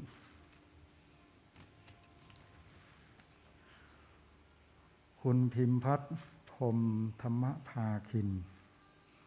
คุณภัยรัตน์อามฤทธิโชติและครอบครัวคุณสมยศคุณสมใจวัฒนพริมคุณกฤษดาคุณดารัตน์อมตยกุลคุณประภาพรคุณวชิระพรอารุโนทองคณะศิษยานุศิษย์วัดพระธรรมกายและคณะลูกหลานคุณพ่อวงคุณแม่เฮือนจินาตะพลเอกสกลคุณนวลอนงสัจจานิตและครอบครัวตลอดถึงคณะศรัทธาสายบุญทุกท่านผู้ประกอบด้วยศรัทธาวิริยะอุตสาหะพร้อมเพรียงกันนำมาถวายแด่พระภิกษุสงฆ์ผู้จำพรรษาท่วนไตรมาสในอาวาสนี้ก็แลผ้ากฐินทานกับทั้งผ้าอานิสังสบริวารทั้งปวงนี้เป็นของบริสุทธิ์ดุจเลื่อนลอยมาโดยนภาอากาศแล้วหยัดลงมาในถ้ำกลางสงฆ์ไม่ได้จำเพาะเจาะจงแก่พระภิกษุรูปใดรูปหนึ่งมีพระบรมพุทธานุญาตไว้ว่าให้พระสงฆ์ทั้งปวงยินยอมอนุญาตยกให้แก่พระภิกษุรูปหนึ่งซึ่งมีจีวรอันเก่าหรือมีจีวรอันคร่ำคร่าหรือมีสติปัญญาสามารถอาจจะกระทำกฐินทารกิจให้ถูกต้องตามพระวินัยนิยมบรมพุทธานุญาตได้บัดนี้พระสงฆ์ทั้งปวงจะเห็นสมควรแก่พระภิกษุรูปใดก็จงพร้อมเพรียงกันยินยอมยกให้แก่พระภิกษุรูปนั้นเถิด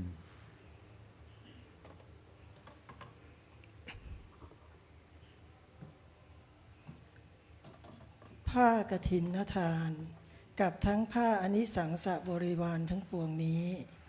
ข้าพระเจ้าพิจารณาเห็นสมควรแด่พระเดชพระคุณท่านเจ้าคุณอาจารย์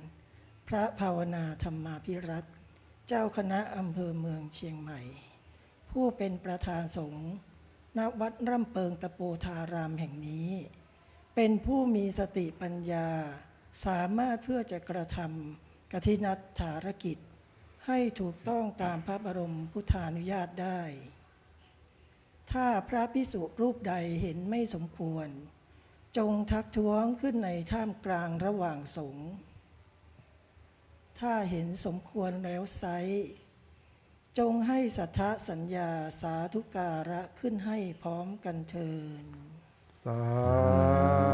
ธุเสร็จแล้วก็ให้ประธานนะเมื่อกี้ทั้ง3ท่านนะมาประเคนผ้าไตรนะ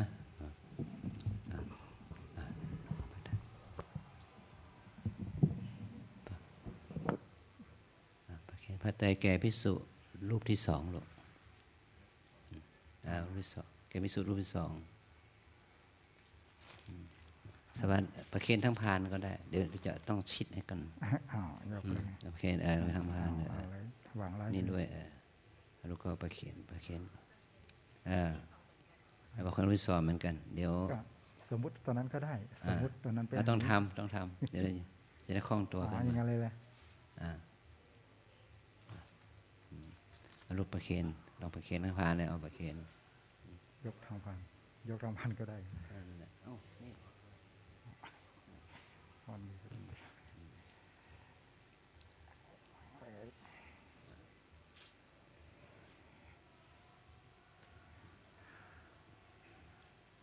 เสร็จแล้วก็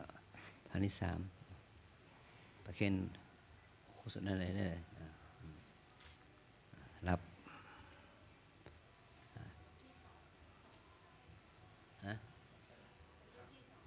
2,000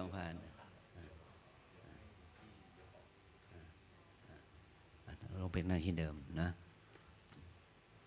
เมื่อต่อไปก็จะเป็นการถวายผ้าไตรบริวารนะเราจะเข้ามาทีละชุดอย่างนี้ว่านะเข้ามาทีละชุด12 องค์ผ้ามากลับมาข้างหน้าลูกมาข้างหน้าอยู่ข้างหลังมาข้างหน้าสิ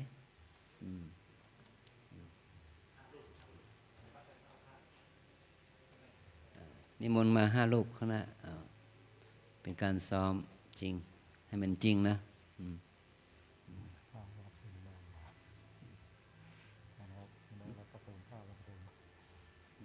ปีที่แล้วเขาจัดว่าให้ขั้นว่า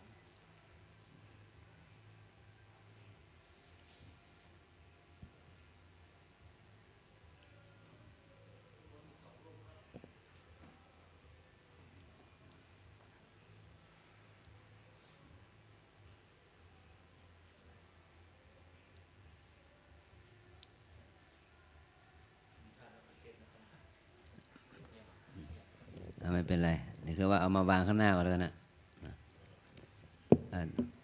พวกนี้ก็ให้เจ้าหน้าที่เตรียมผ้าประเคนให้พร้อมนะสมมติว่าเราจะเข้าสู่การประเคน12 องค์นะ12 คนชุดที่1เนาะชุดที่1เข้าประเคนลุกขึ้นมาเลยเนาะตัวแทน12ก็คือมาประเคนข้างหน้าพระสงฆ์นะเอาวะหมดนะ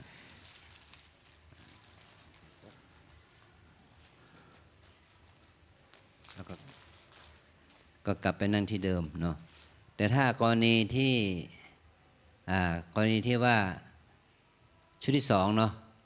แล้วก็ออกชุดที่2ก็คือไม่ได้แถวที่2นะออกมาทางนี้เนาะออกมาทางด้านซ้ายมือนะเดินออกทางซ้ายมือแล้วก็มายืนตามหน้าพระ1 2 3 4จนถึงจุดที่12ก็ประเคนพร้อมกันแล้วก็ประเคนเสร็จแล้วเราก็ไปข้างหลังเนาะแล้วอ้อมเข้ามาหาที่นั่งของตนนะต่อไปชุดที่3ชุดที่4ที่5ตามดับต่อไปพระมคณายกหรือว่าพิธีกรเขาก็จะเชิญมาว่าชุดที่3ชุดที่4ชุดที่5ก็มาเรียนเตรียมลำดับแล้วก็พร้อมกันประเคนปั๊บพระสงฆ์ข้างหน้าเขาก็จะส่งผ้าจีวรนี่ให้แก่พระภิกษุที่อยู่ข้างหลังนะเราจะประเคนเฉพาะผ้าข้างหน้าจนจบชุดสุดท้ายเนาะเจ้าภาพ200 กว่าเจ้าภาพนะอาจจะ300แต่ที่เราจะเป็นเซตนะเซตละ12 รูป12 รูป12 รูปตามดับเนาะจนครบแล้วนะจนหมดตลอดถึงญาติโยมที่เอาจีวรมาถวายเองเนาะเรียบร้อยจบแล้วเราก็จะเป็นการถวายบริขารนะพวกบาตรพวกของใช้นะให้แก่พระที่เป็นองค์ครองก็คือเจ้าวาดถวายเฉพาะเจ้าวาดเท่านั้นนะแต่ถ้าเป็นการประหยัดเวลาก็ถ้าเป็นพวกของบริขารย่อยๆอาจจะถวายผ้าข้างหน้าได้เพื่อเป็นการเซฟเวลานะแต่ส่วนบาตรหรือว่าตลับปะอะไรต่างๆนั้นก็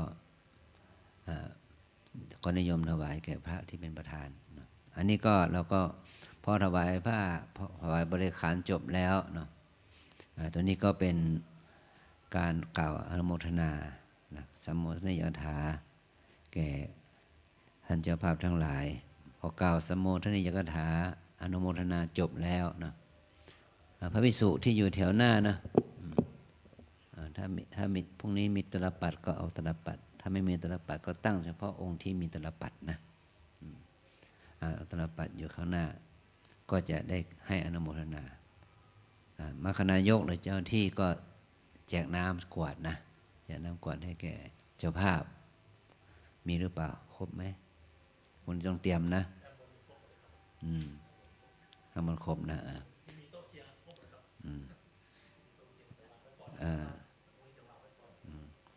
เมื่อมีการ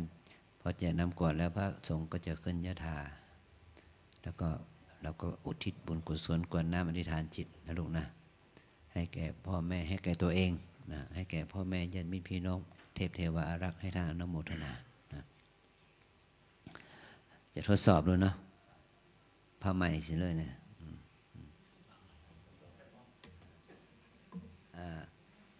ผ้าเราจะขึ้นยถานะตรงนั้นถ้าไม่มีตลปัดก็ถือตั้งตลปัดถ้าไม่มีก็ประนมมือที่จะให้พรโยมนะแล้วคนที่มีน้ำกวาดก็เตรียมน้ำหยาดนะที่จะอุทิศบุญกุศลอย่างที่กล่าวมาแล้วนะยะถาวาริวหาปุราปริปุเรนติ สาคารังเอวะเมวะอิโตทินังเปตานังอุปกัปปติอิชิตังปฏิตังตุมหังคิปปะเมวะสมิจฉตุสัพเพปุเรนตุสังกปาจันโดปนรโสยะถามณิโชติรโสยะถาสัพพิติโยวิวัชชันตุสัพพะโรโควินาศตุมาเตภวัตวันตรายโยสุขีทีขายุโกภวสัพพิติโยวิวัชชันตุสัพพะโรโควินาศตุมาเตภวัตวันตรายโยสุขีทีขายุโกภวสัพพิติโยวิวัชชันตุสัพพะโรโควินาศตุมาเตภวัตวันตรายโยสุขีทีขายุโกภวะอภิวาทนาสิริสนิจจังวุฒาปัจจายโนจันทโรธรรมวัฏันติอายุวันโนสุขังภาลังกาเลนทันติสัพพัญญาวัฏัญญูวิตมัจจรากาเรนะทินนังอริเยสุอุชุโภเตสุตาทิสุวิปัสสันนามนาตังสวิปุลาโหติทักขินาเยตันทะอนุโมทันติวัยยาวันจังกโรติวานะเทนะทักขินาโอนาเตปิปุญญาสัพพาคิโนตัสสมาทเทอัมปติวานะจินโตยัตถาทินนังมหาภาลังปุญญานิปรโลกัสสมิงปฏิทาโหติปานินันติรัตนัตยานุภาเวนะรัตนันตยเตชะสาธุคโรคาพยาเวราโสกาสัตตุจุปันทวาอเนกาอันตรายาปิวินาสันตุอาเสสะโตชยสินทิทานังลาภังโสทิภาคยังสุขังพลังสิริอายุจวันโนจะโพคังบุติจะยะสวาสัตวันสาจะอายุจะชีวสิทธิภวันตุเตตุสัมภมังคลังรังขันตุสัมภเทวตาสัมภพุทธานุภาเวนัสสัทธาโสทิภวันตุเตภวตุสัมภมังคลังร รังขันตุสัมภเทวตาสัมภธรรมานุภาเวนัสสัทธาโสติภวันตุเตภวตุสัพพมังคลังรังขันตุสัมภเทวตาสัพพสังฆานุภาเวนัสสัทธาโสทิภวันตุเตตังธรรมยังสาธุกรังกโรมาเซสาธุสาธุสาธุ เสร็จแล้วเราก็เจริญจิตตภาวนาเนาะเจริญจิตตภาวนาสมควรแก่เวลาแล้วก็แผ่เมตตาบรรดาพระเสร็จแล้วก็เป็นการมอบโล่เกียรติบัตรให้แก่เจ้าภาพนะปีนี้มีพิเศษ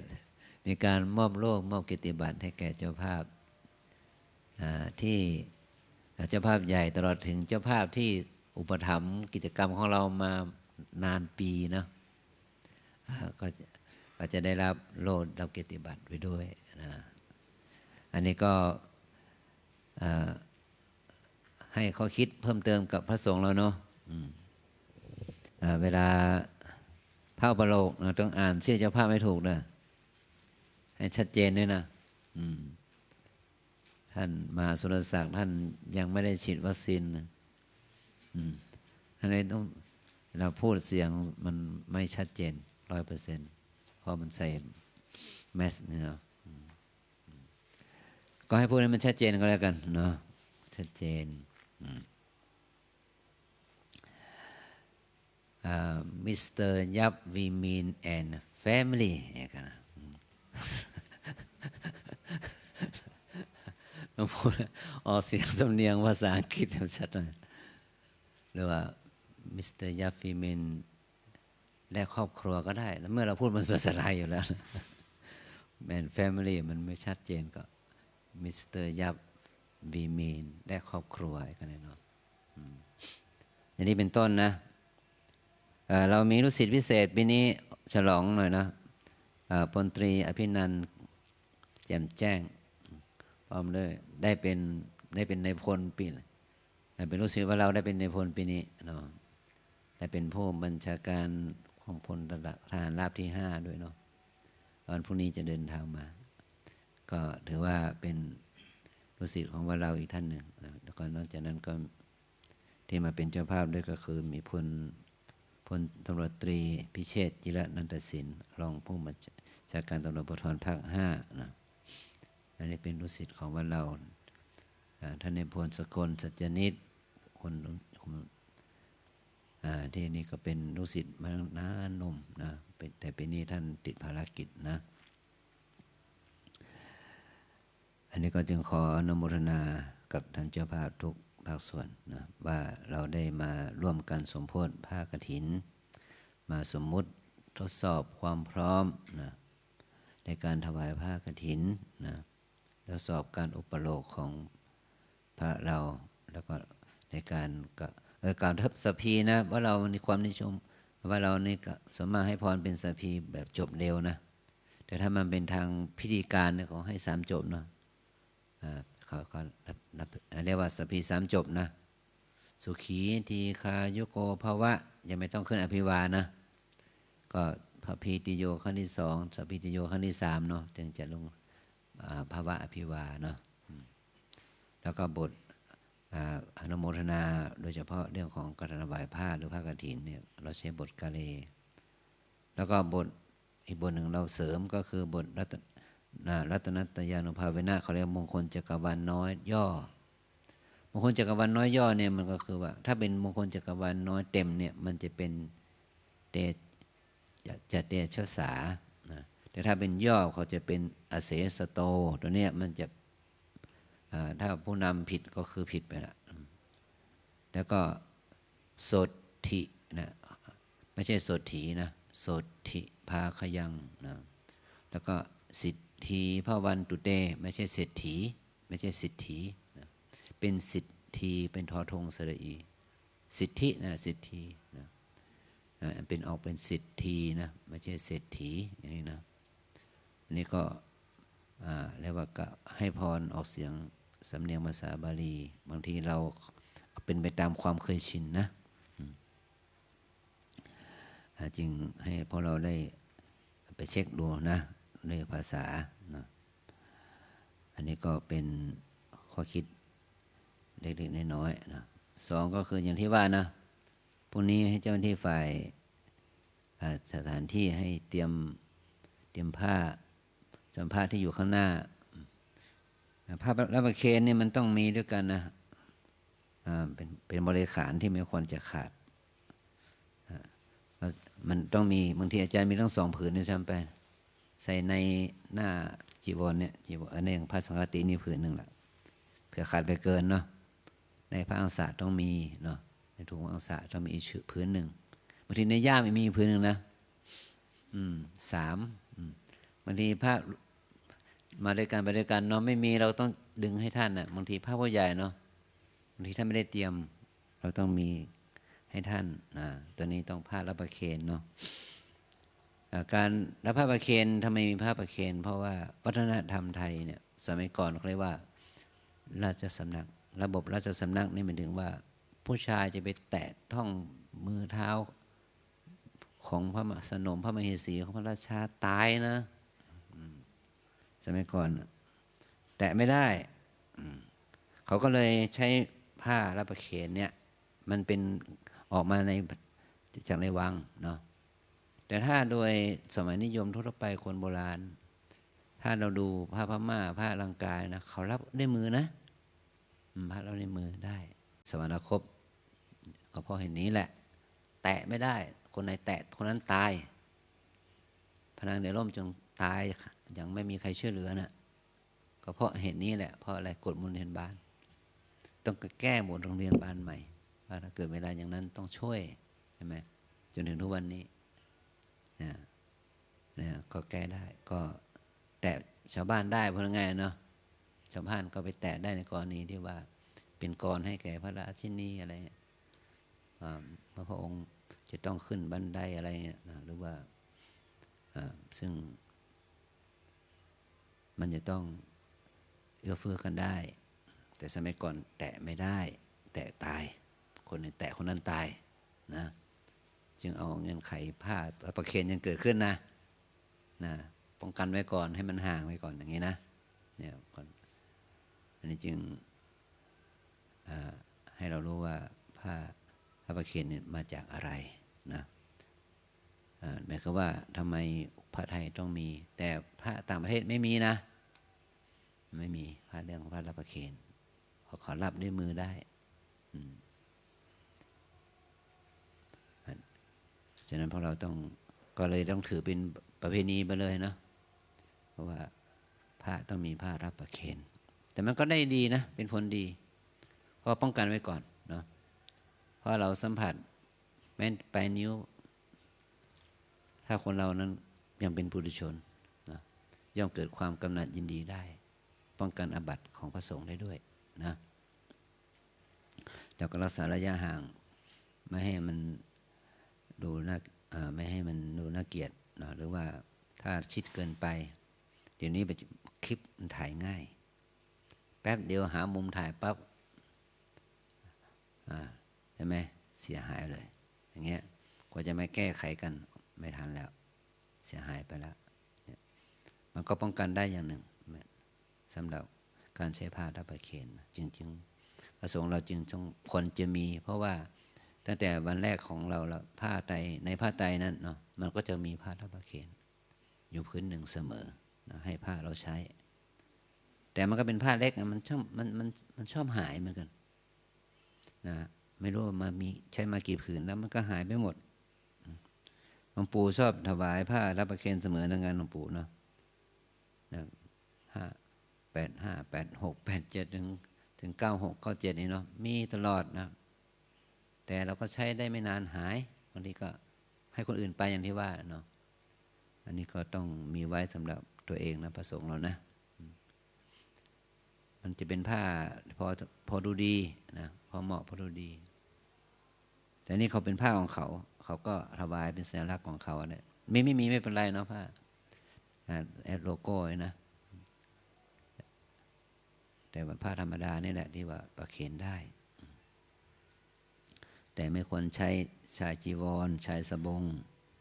รับประเคนนะไม่เหมาะนะอันนี้ก็แค่นี้นะก็ขออนุโมทนาบุญกับพวกเราทุกองค์นะแล้วก็จะโยมทุกคนด้วยที่อยู่ด้วยกันมานะบางคนไม่ไหวก็ไปละเอาแค่นี้นะเอาเราไหว้พระพร้อมกันเชิญไหว้พระพร้อมกันนะครับอะระหังสัมมาสัมพุทโธภะคะวาพุทธังภะคะวันตังอะภิวาเทมิสวากขาโตภะคะวะตะธัมโมธัมมังนะมัสสามิสุปฏิปันโนภะคะวะโตสาวกสังโฆสังฆังนะมามิปฏิบัติพักผ่อนตามอัธยาศัยนะ